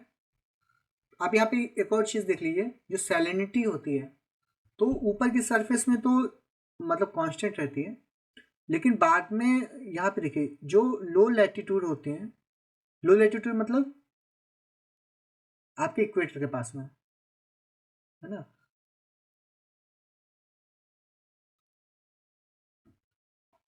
ओके, सो लो लैटिट्यूड, जो इक्वेटर का लैटिट्यूड क्या होता है, जीरो। तो लो लैटिट्यूड मतलब इक्वेटर के पास। तो ऊपर ऊपर में क्या होता है, हाई, मतलब यहाँ पे हाई होती है। जब नीचे आते हैं ना सडन ड्रॉप होता है सैलिनिटी, सैलिनिटी आपकी रिड्यूस हो जाती है, उसके अंदर कांस्टेंट हो जाती है। अगर आप ऊपर में जाएंगे मतलब पोल्स में, तो इसका अपोजिट होता है, वहाँ पे कम होता है, उसके थोड़ा सा बाद में आपकी सैलिनिटी काफ़ी इंक्रीज होने लगती है। पोल्स में या हाई लैटिट्यूड में ऊपर में सरफेस में सैलिनिटी कम क्यों होती है, क्योंकि आपका फ्रेश वाटर काफ़ी होता है, मतलब जो वाटर मेल्ट होकर फ्रेश वाटर आता है उसकी वजह से सरफेस आपका काफ़ी लो, कम सलाइन होता है, नीचे का सैलिनिटी ज़्यादा होती है बिकॉज ऑफ मेल्टिंग आइस। और लोअर यहाँ पे इक्वेटर के पास में टॉप सरफेस पे सैलिनिटी ज़्यादा क्यों होती है, बिकॉज ऑफ इवेपोरेशन। तो इवेपोरेशन ज़्यादा होता है इसलिए वहाँ पे सैलिनिटी हाई हो जाती है।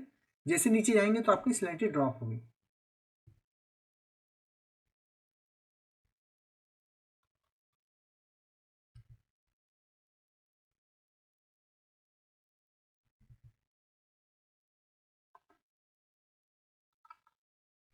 ठीक है, ये सैलिनिटी का ग्राफ है।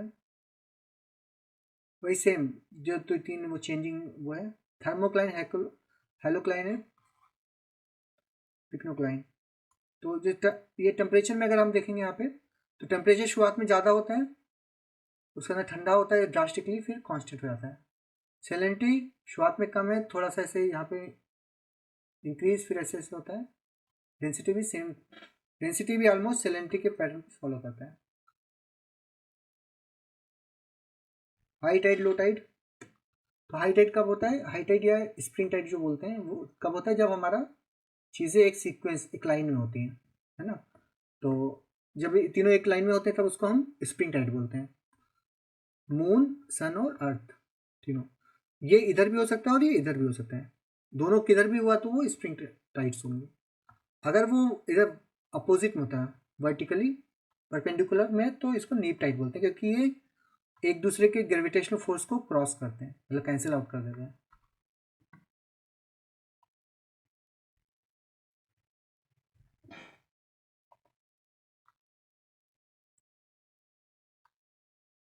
ये यहाँ पे ट्रेंचेस हैं, तो इसमें आपका सबसे डीप ट्रेंच कौन सी है, मारियाना ट्रेंच। ये हमारी डीपेस्ट ट्रेंच है, ये इंपॉर्टेंट है, ये पैसिफिक ओशन में है।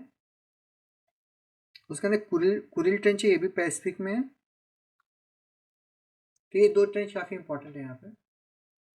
रिवर्स ऑफ द वर्ल्ड, तो इसमें कौन सी रिवर है जो इक्वेटर को दो बार काटती है, बताइए। Sir Congo. और ट्रॉपिक ऑफ कैप्रिकॉर्न को दो बार कौन सी काटती है, Limpopo. हाँ यहाँ पे जो हाईलाइट कर रखा है मैंने, ये दोनों इंपॉर्टेंट है। लिम्पोपो है वो ट्रॉपिक ऑफ कैप्रिकॉर्न को काटती है दो बार। कॉन्गो है वो इक्वेटर को दो बार काटती है। ठीक है, आप इन दोनों को याद रखिए, कैप्रिकॉर्न, लिम्पोपो, कॉन्गो, इक्वेटर। तो आप ऐसे भी समझ सकते हैं, उल्टा है, जो सी फॉर कॉन्गो बट वो कैप्रिकॉर्न नहीं है, वो इक्वेटर में आता है। लिम्पोपो है वो कैप्रिकॉर्न में आता है। क्रॉस,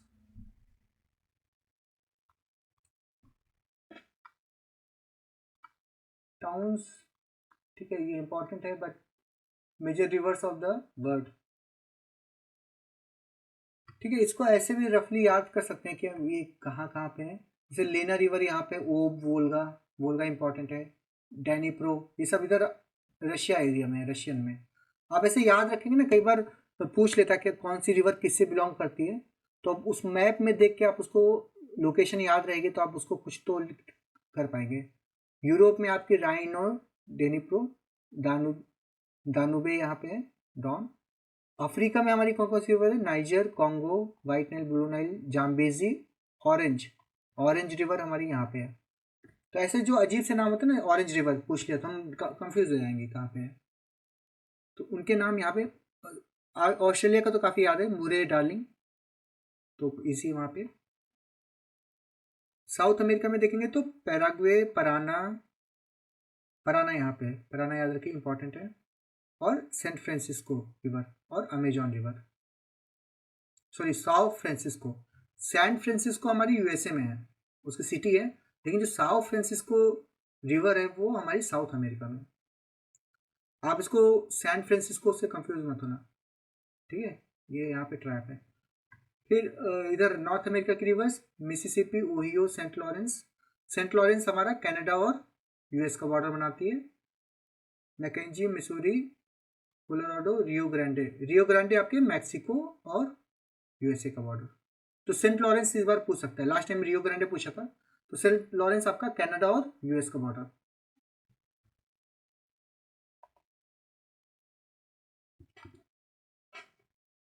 लैंड फॉर्म्स, तो ये कॉन्सेप्चुअल चीजें हैं, ठीक है। इसमें कैनियन आप पढ़ सकते हैं, कैनियन इंपॉर्टेंट होता है।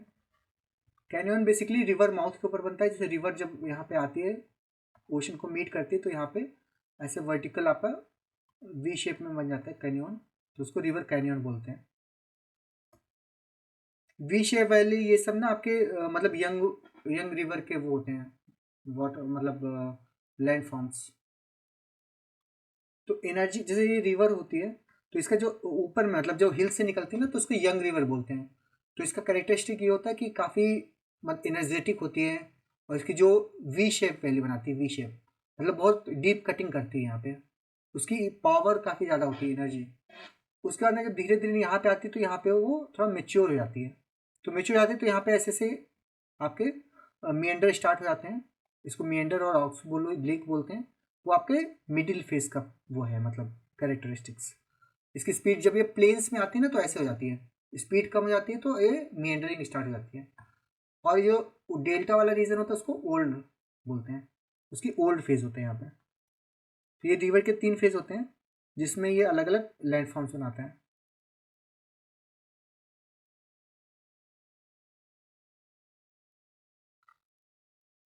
ठीक है, आइलैंड्स, तो आइलैंड्स में ये भी साइज के हिसाब से है, तो आप ये याद रखिए, ग्रीनलैंड सबसे बड़ा है ना, उसका name new Guinea, Borneo, Madagascar.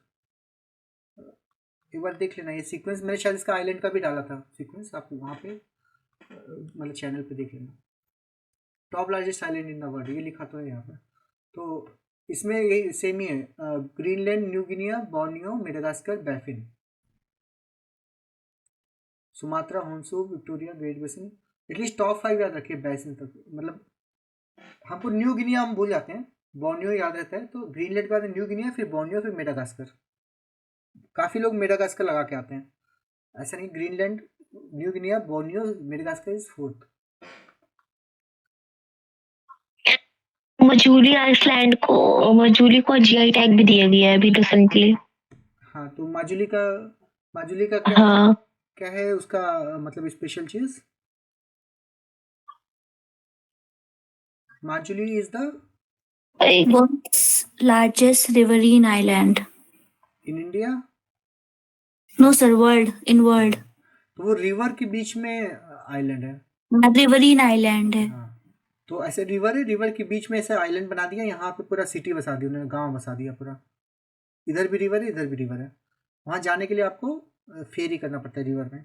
तो ये तो कुछ मास्क वगैरह का था कि मास्क वगैरह लगा के कुछ करते हैं, हाँ वो पूरा मे ट्राइबल बी कोई एरिया, विलेज ही था। एग्जैक्टली वो पूरा ट्राइबल एरिया है। तो उस ट्राइबल एरिया में पूरा वो मास्क और वो सब चीज़ें करते हैं। और ये कौन सी रिवर के बीच में है? ब्रह्मपुत्र। ब्रह्मपुत्र।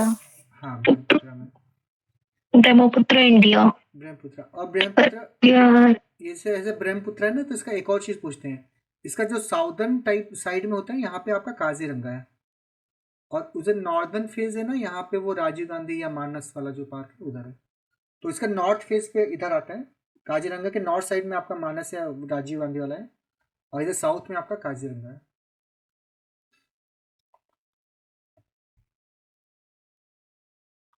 ठीक है। लेक्स एंड वाटरफॉल्स, ये भी काफ़ी इंपॉर्टेंट है, यहाँ से पूछ लेता है क्वेश्चन। कैस्पियन सी, कुछ लोग इसको लेक नहीं मानते हैं, है ना। अगर ऑप्शन में है तो आप इसको टिक कर सकते हैं। कुछ लोग बोलते हैं लार्जेस्ट लेक बाई एरिया, और काफ़ी लोग बोलते हैं ये तो सी है, मतलब इसको लेक में काउंट नहीं करते। तो आप इसको कैस्पियन को आप मतलब ऐसे इस चीज़ को समझ के चलिए। दो नॉट कंसिडर एज लेक पे मैंने। और ये ब्रैकिश वाटर है, फ्रेश वाटर नहीं है, आप ये याद रखिएगा। सी है, ये सी वर्ड ऐसे भी अटैच है और इसलिए ब्रैकिश वाटर है। नॉर्मली लेक्स में क्या होता है हमारा, फ्रेश वाटर होता है। ठीक है। Lake superior, largest fresh water lake by area. Surface area में सबसे ज़्यादा बड़ी कौन सी है, सुपीरियर। वॉल्यूम में सबसे बड़ी कौन सी है, बैकाल। ठीक है, Baikal by volume and Superior by surface. S equal to S and B equal to B, Baikal volume. Titicaca is highest navigable lake. ठीक है। और जो बैकाल है वो वॉल्यूम में सबसे ज़्यादा है, और वो डीपेस्ट लेक भी है, deepest lake in the world. तो ये भी उसका एक फैक्ट है। बाकी lake Van is for most saline, मतलब मोस्ट सलाइन तो नहीं है, but one of the most saline है। ठीक है। Finland is not a garden of lakes. Okay. यहाँ पे इसका आप ऐसे मैप भी देख सकते हैं, तो एटलीस्ट ग्रेट बियर लेक आपको याद आ जाएगा। ग्रेट, अगर जैसे कई बार एक नाम दे दिया और कंट्री पूछ ली तो आप एटलीस्ट एलिमिनेट कर पाएंगे। ग्रेट बियर लेक यहाँ पे है, ग्रेट स्लेव लेक यहाँ पे है कनाडा के ऊपर, और फिर ग्रेट लेक्स तो हमको पता ही है यहाँ पे। निकर की निकरागुआ यहाँ पे है। मार्क मैराकाइबो, मैराकाइबो लेक ये जो है ना, ये इधर है, यहाँ पे ये याद रखे, साउथ अमेरिका में। लेक टिटिकाका यहाँ है। Chad, Victoria, Tanganyika, Malawi. फिर टोबा इधर है, टेनलेसोप, डुंगई, अरल, बैकाल, कैस्पियन, लडोगा। और लेक आयरे, आयरे यहाँ पे, सरायरे कुटे यहाँ पे। ऑल राइट, इसकी ये ट्रिक याद रखिए, Superman helps, Superman helps everyone. अगर हम वॉल्यूम में देखेंगे ना, लार्जेस्ट टू स्मॉलेस्ट, तो अगर हम वॉल्यूम के साइज में देखेंगे तो Superman helps on emergency, Superman helps on emergency, तो बाई वॉल्यूम। तो सुपरमैन मतलब पहले यहाँ पे सुपीरियर, फिर मिशिगन, ह्यूरॉन, ओंटारियो, और फिर यहाँ पे एरी। तो एरी है वो सबसे छोटी है बाई वॉल्यूम। ठीक है, ये आप यहाँ पे याद रखें, सबसे स्मॉलेस्ट है ना, स्मॉलेस्ट एरी। नाम भी छोटा सा है, तो साइज में वॉल्यूम में भी छोटी है एरी। और अगर डायरेक्शन में देखेंगे तो ये आपका यहाँ पे आता है, डायरेक्शन में ये ओंटारियो आपकी ईस्टर्न मोस्ट हो जाती है। तो सुपरमैन हिल्स एवरीवन। ठीक है, आप ये याद रखिए, ये स्मॉलेस्ट है बट ये ईस्टर्न मोस्ट है।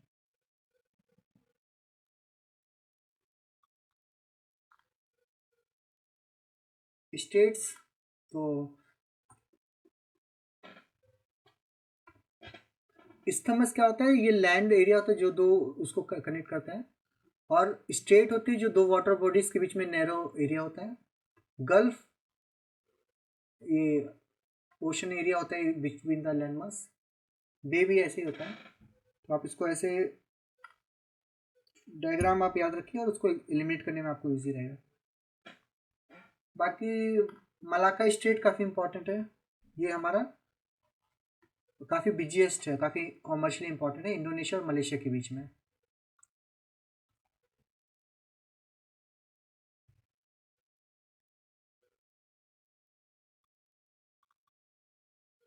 ये वाला मतलब ये वाला डायग्राम भी आप देख सकते हैं। इसीलिए मैंने यहाँ पे मैप रख दिए कि अगर आपके पास लास्ट मोमेंट में आपके पास टाइम नहीं है ना, तो आप एटलीस्ट मैप देख के चले जाइए, तो वो आपको हेल्प करेगा।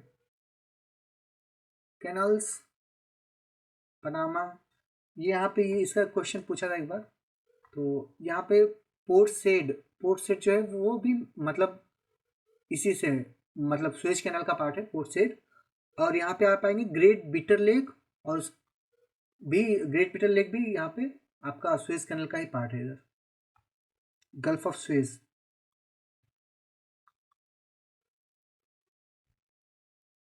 डैम, थ्री जॉर्ज डैम, तो इसमें ये देखिए tallest dam of the world is Jinping I dam in China. Three Gorges dam में जो आपका लार्जेस्ट पावर स्टेशन है इस पे।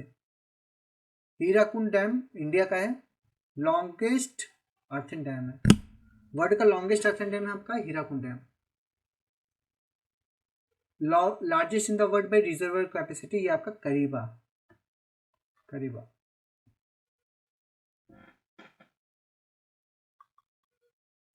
कोरल रीफ्स,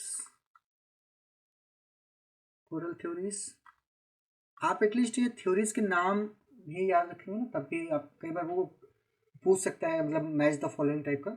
तो subsidence theory Darwin, glacier control Daly, stand still Murray, biotic control Wells, Daly's theory of sea level fluctuation.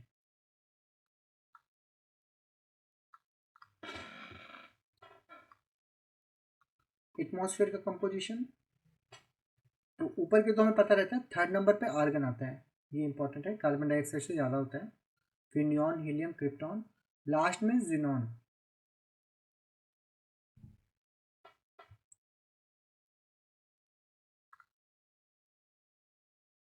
Layers, layers हमें पता है, खाली ये याद रखिए ट्रोपोस्फेयर है वो वेरी होता है, इसकी ट्रोपोस्फेयर की लेयर जो होती है वो इक्वेटर मतलब पोल्स पे सबसे ज़्यादा होती है, सॉरी पोल्स पे, पोल्स पे कम होती है, इक्वेटर ऐसे होता है, यहाँ पे पोल्स पे कम होती है, इस पे इक्वेटर पे ज़्यादा होती है। Altitude range, lowest on the pole, highest on the equator. तो आप इसको ऐसे भी याद रख सकते हैं कि गर्म होकर वो ऊपर हवा में चला जाता है, तो वो ऊपर हाइट ज़्यादा हो जाती है उसकी, है ना, और यहाँ पे ठंडा रहता है तो इसकी हाइट कम होती है।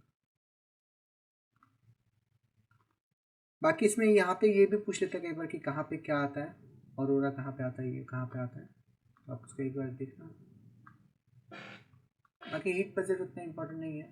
ट्रॉपिकल साइक्लोन वी नो, इसके नाम इम्पोर्टेंट है, हरिकेन्स यहाँ पे बोलते हैं इसको नॉर्थ अमेरिका में, साइक्लोन्स हमारे इंडियन ओशन में, टाइफून्स यहाँ पे। टोर्नाडोज कहाँ बोलते हैं, टोर्नाडोज भी यूएसए में बोलते हैं, और टोर्नाडोज की स्केल होती है उसको फुजीटा स्केल बोलते हैं, स्केल इंपॉर्टेंट है। और हरिकेन की स्केल होती है वो Saffir Simpson, Fujita scale is for tornado.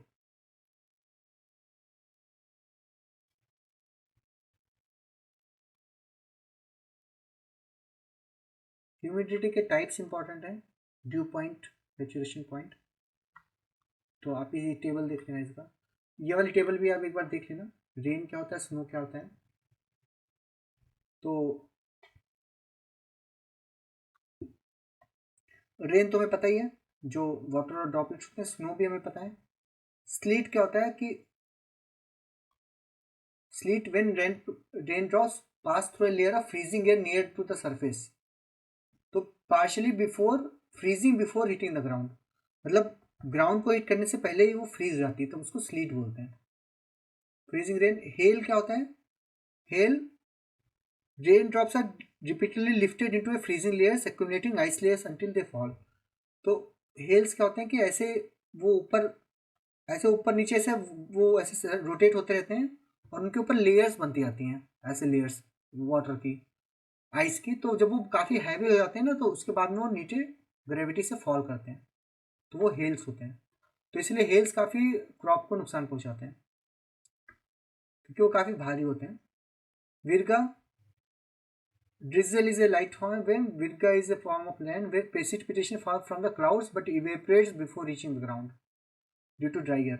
अगर आपका हवा काफ़ी ड्राई है ना, तो वो वहीं पे इवेपोरेट हो जाती है, उसको विरगा बोलते हैं। तो इसमें एक्चुअल में बारिश नहीं होती, क्योंकि इवेपोरेशन ऊपर ही हो जाता है।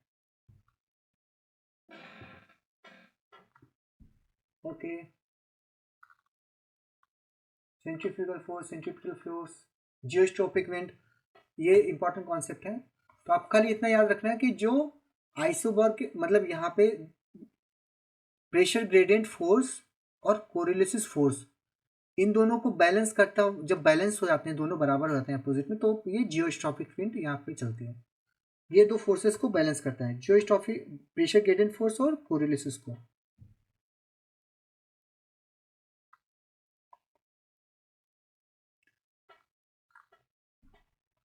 ऑलराइट, तो ये प्रेशर बेल्ट्स, इसमें हमारी यहाँ पे 2-3 प्रेशर बेल्ट्स होती हैं।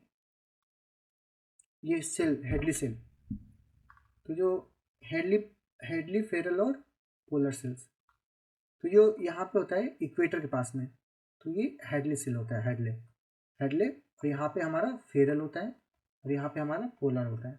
तो आप ऐसे याद रखिए, जो इक्वेटर के पास होता है हेडले, फेरल, फिर पोलर। ओके, भूख लग रही होगी आप लोगों को, बस 10 मिनट और फिर ऐसे ख़त्म कर देते हैं इसको।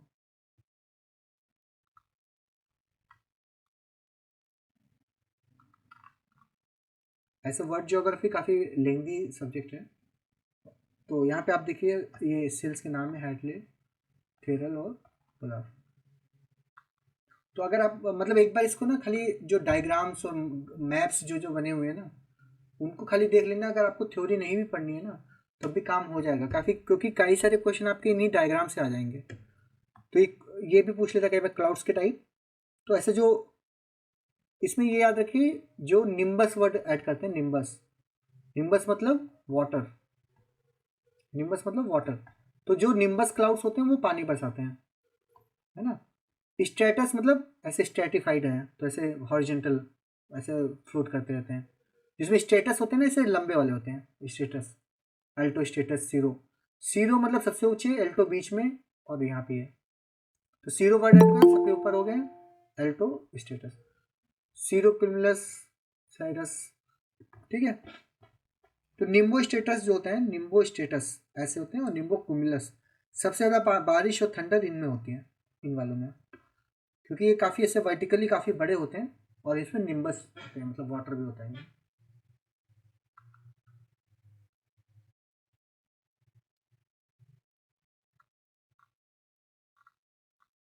ठीक है, हवाएं चलती हैं, तो इनके दो टाइप होते हैं, पीरियोडिक मतलब प्लानिटरी विंड्स और प्लानिटरी विंड्स, पीरियोडिक विंड्स और लोकल विंड्स, 3 टाइप हैं। तो प्लानिटरी विंड के टाइप क्या होते हैं, trade winds, westerlies and polar wind. मतलब ये प्लानिट लेवल पे चलती हैं हमेशा। पीरियोडिक विंड्स क्या हैं, जो टाइम टाइम चलती हैं, जैसे मानसूनल विंड है, और land and sea, mountain valley.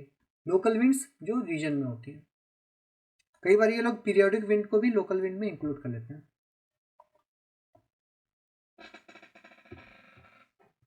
ये टर्म्स जो है ना, वो काफ़ी इंपॉर्टेंट है। ये roaring 40s, furious 50s, shrinking 60s। Basically क्या होता है कि जो आपके साउथ मतलब जो नॉर्थ साइड होता है ना, उसमें लैंड मास काफ़ी ज़्यादा होता है, तो यहाँ पे थोड़ा शांति रहती है, क्योंकि जो लैंड होता है ना, उसको हवा को शांत रखता है। लेकिन साउदर्न हेमिस्फीयर है ना, वहाँ पे लैंड नहीं होता है, तो खाली ओशन ही ओशन है। तो वहाँ पे जो ये आपकी विंड्स होती है ना, उनका पैटर्न बिल्कुल मतलब काफ़ी डेंजरस हो जाता है। तो उसको ही ये बोलते हैं कि इनका काफ़ी डिफ़िकल्ट, काफ़ी रफ नेचर देख के इसको बोलते हैं। 40 डिग्रीज पे वो रोर करता है, 50 डिग्रीज पे वो फ्यूरियस हो जाता है, और 60 डिग्रीज पे शिंक कर देता है।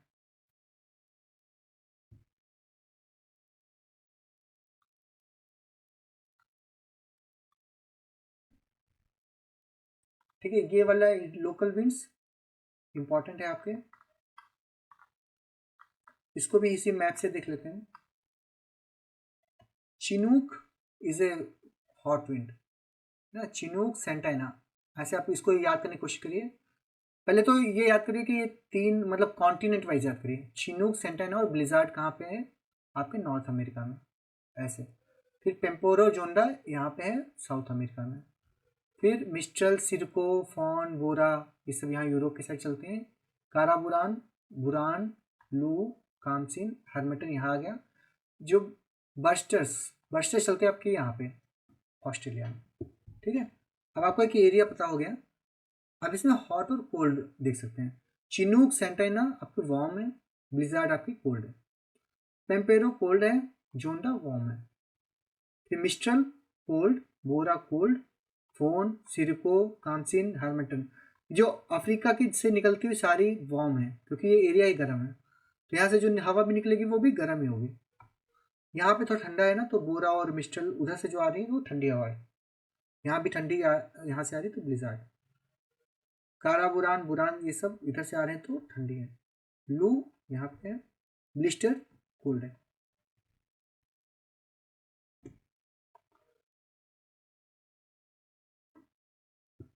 ये फॉरेस्ट कवर अगर आप परसेंटेज में देखेंगे तो सूरी नाम में सबसे ज़्यादा है, 97.3% एरिया उसका फॉरेस्ट कवर है। ठीक है, उसके बाद में हमारा बड़ा कंट्रीज में ऐसे भूटान आता है 71%, इंडिया में 24.4% है। और अगर हम यहाँ पे एरिया देखेंगे एरिया वाइज तो फॉरेस्ट एरिया अगर आप देखेंगे तो ये आपका रशिया में 20% ऑफ द वर्ल्ड फॉरेस्ट पाया जाता है। फिर Brazil, Canada. Type of forest तो यहाँ से भी आप यहाँ पे ट्रॉपिकल यहाँ पे आएगा, ट्रॉपिकल एवरग्रीन। ट्रॉपिकल रहते हैं यहाँ पे मतलब बारिश बहुत होती है, दोपहर में डेली बारिश होती है, तो ड्यू टू हाई रेनफॉल यहाँ पे एवरग्रीन टाइप के होते हैं, मतलब हमेशा बारिश होती है तो हमेशा हरे भरे रहते हैं। ठीक है, उसके अंदर आता है आपके टेम्परेट। टेम्परेट आपके ये वाले एरिया होते हैं, ये आपके टेम्परेट हो गए। फिर टेम्परेट और जो पोल्स के बीच में जो होते हैं ना वो बोरियल होते हैं, यहाँ पे बोरियल आ गए, बोरियल्स। तो ये ट्रांजिशन जोन है एक तरह से आप समझिए।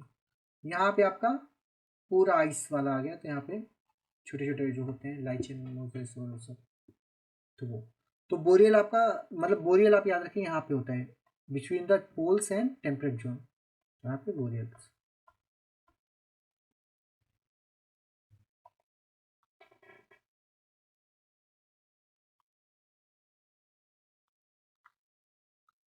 ठीक है, सवाना, सवाना क्लाइमेट कहाँ पे पाया जाता है?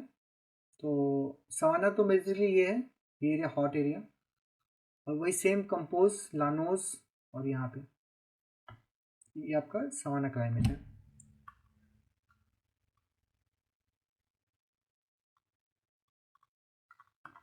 ये क्लाइमेट टाइप्स का एक सब डिवीज़न होता है, तो आप ये सिंगल आपको कई सारी चीज़ें बता सकते हैं यहाँ पे। तो ये बेसिकली कैसे बनाया है इन्होंने, इसको टेम्परेचर, इसको लैटिट्यूड है यहाँ पे। सो ये लैटिट्यूड है या 0 डिग्री है, इक्वेटर, इक्वेटर यहाँ पे है, यहाँ पे पोल है, समझिए नॉर्थ पोल है। ठीक है, तो हम ऊपर की तरफ जा रहे हैं, हम इक्वेटर से नॉर्थ पोल की तरफ ऊपर की तरफ जा रहे हैं। और ये जो इधर है हमारा इधर, और तो यहाँ पे रेनफॉल है, लो रेनफॉल, और यहाँ पे हाई रेनफॉल।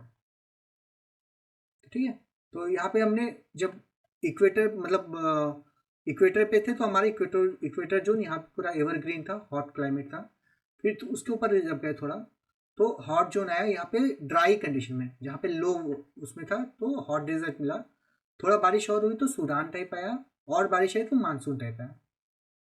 फिर जब 30 to 45 डिग्री गए तो कम बारिश में मेडिटेरियन, ज़्यादा बारिश में स्टेपी, और फिर उसके बाद में चाइना। नेक्स्ट में हम गए तो लो रेनफॉल में ब्रिटिश, फिर साइबेरियन, और फिर लॉरेंशियन टाइप। लास्ट में आपका पोलर। पोलर और इक्वेटर सेम है क्योंकि वहाँ पे लो रेनफॉल हाई रेनफॉल का डिफ्रेंशिएशन नहीं होता है। ठीक है, ये इसका ऐसा मैट्रिक्स बना दिया इन्होंने, तो आपको याद करने में आसानी रहेगी। एटलीस्ट एक बार इसको आपने ऐसे याद कर लीजिए कि कहाँ कहाँ पे क्या है।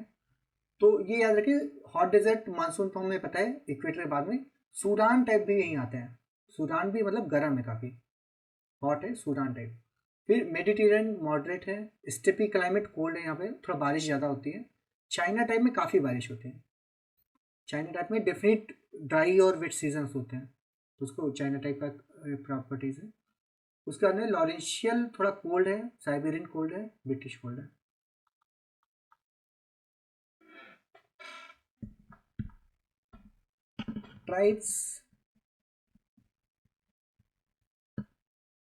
ट्राइब्स में भी आप 2-3 का देख सकते हैं। इन्यूट, ये कनाडा, ये आर्कटिक रीजन में ये लोग वो बना के रहते हैं। और बोडेंस अरेबियन के, ये इंपॉर्टेंट है। ये आप एक बार एरिया देख लीजिएगा, इसका काफ़ी इंपॉर्टेंट है, इसका मैच द फॉलोइंग में आता है कई बार।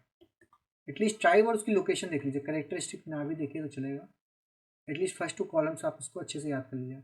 इसका मैच द फॉलोइंग में कई बार आया हुआ है।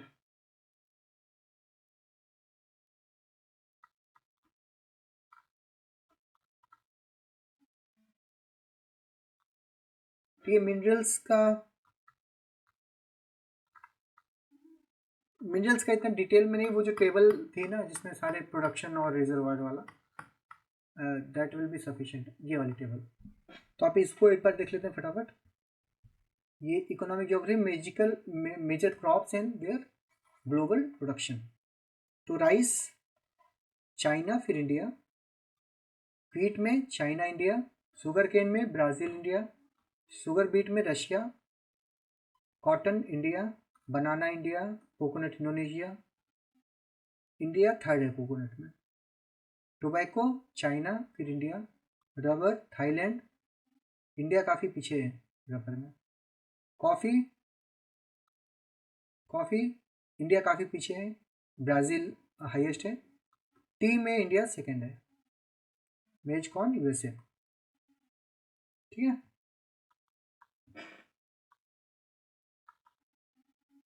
मिनरल्स बाकी ये तो वही, इतना डिटेल उतना ज़रूरत नहीं है। मिनरल्स का भी शायद मेन का प्रोडक्शन था वहाँ पे कहीं पे, एक टेबल बना के रखी थी मैंने, वो मिनरल वाली टेबल भी आप देख लेना। वो ओनली प्रोडक्शन और उसका वो इम्पोर्टेंट रहता है, बाकी डिटेल इतना इम्पोर्टेंट नहीं है।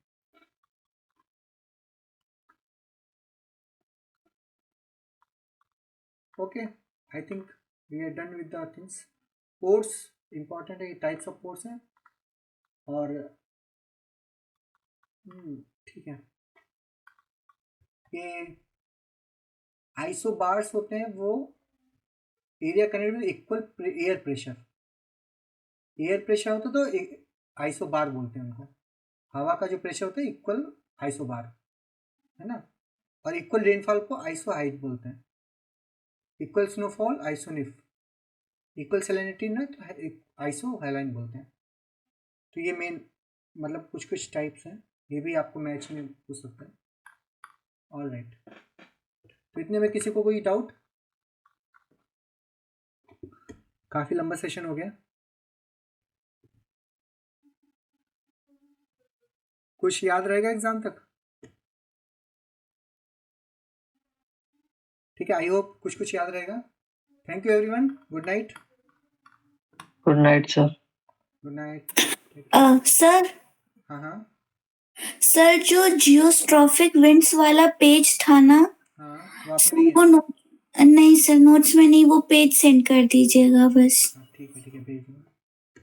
ठीक है, thank you sir. Thank you.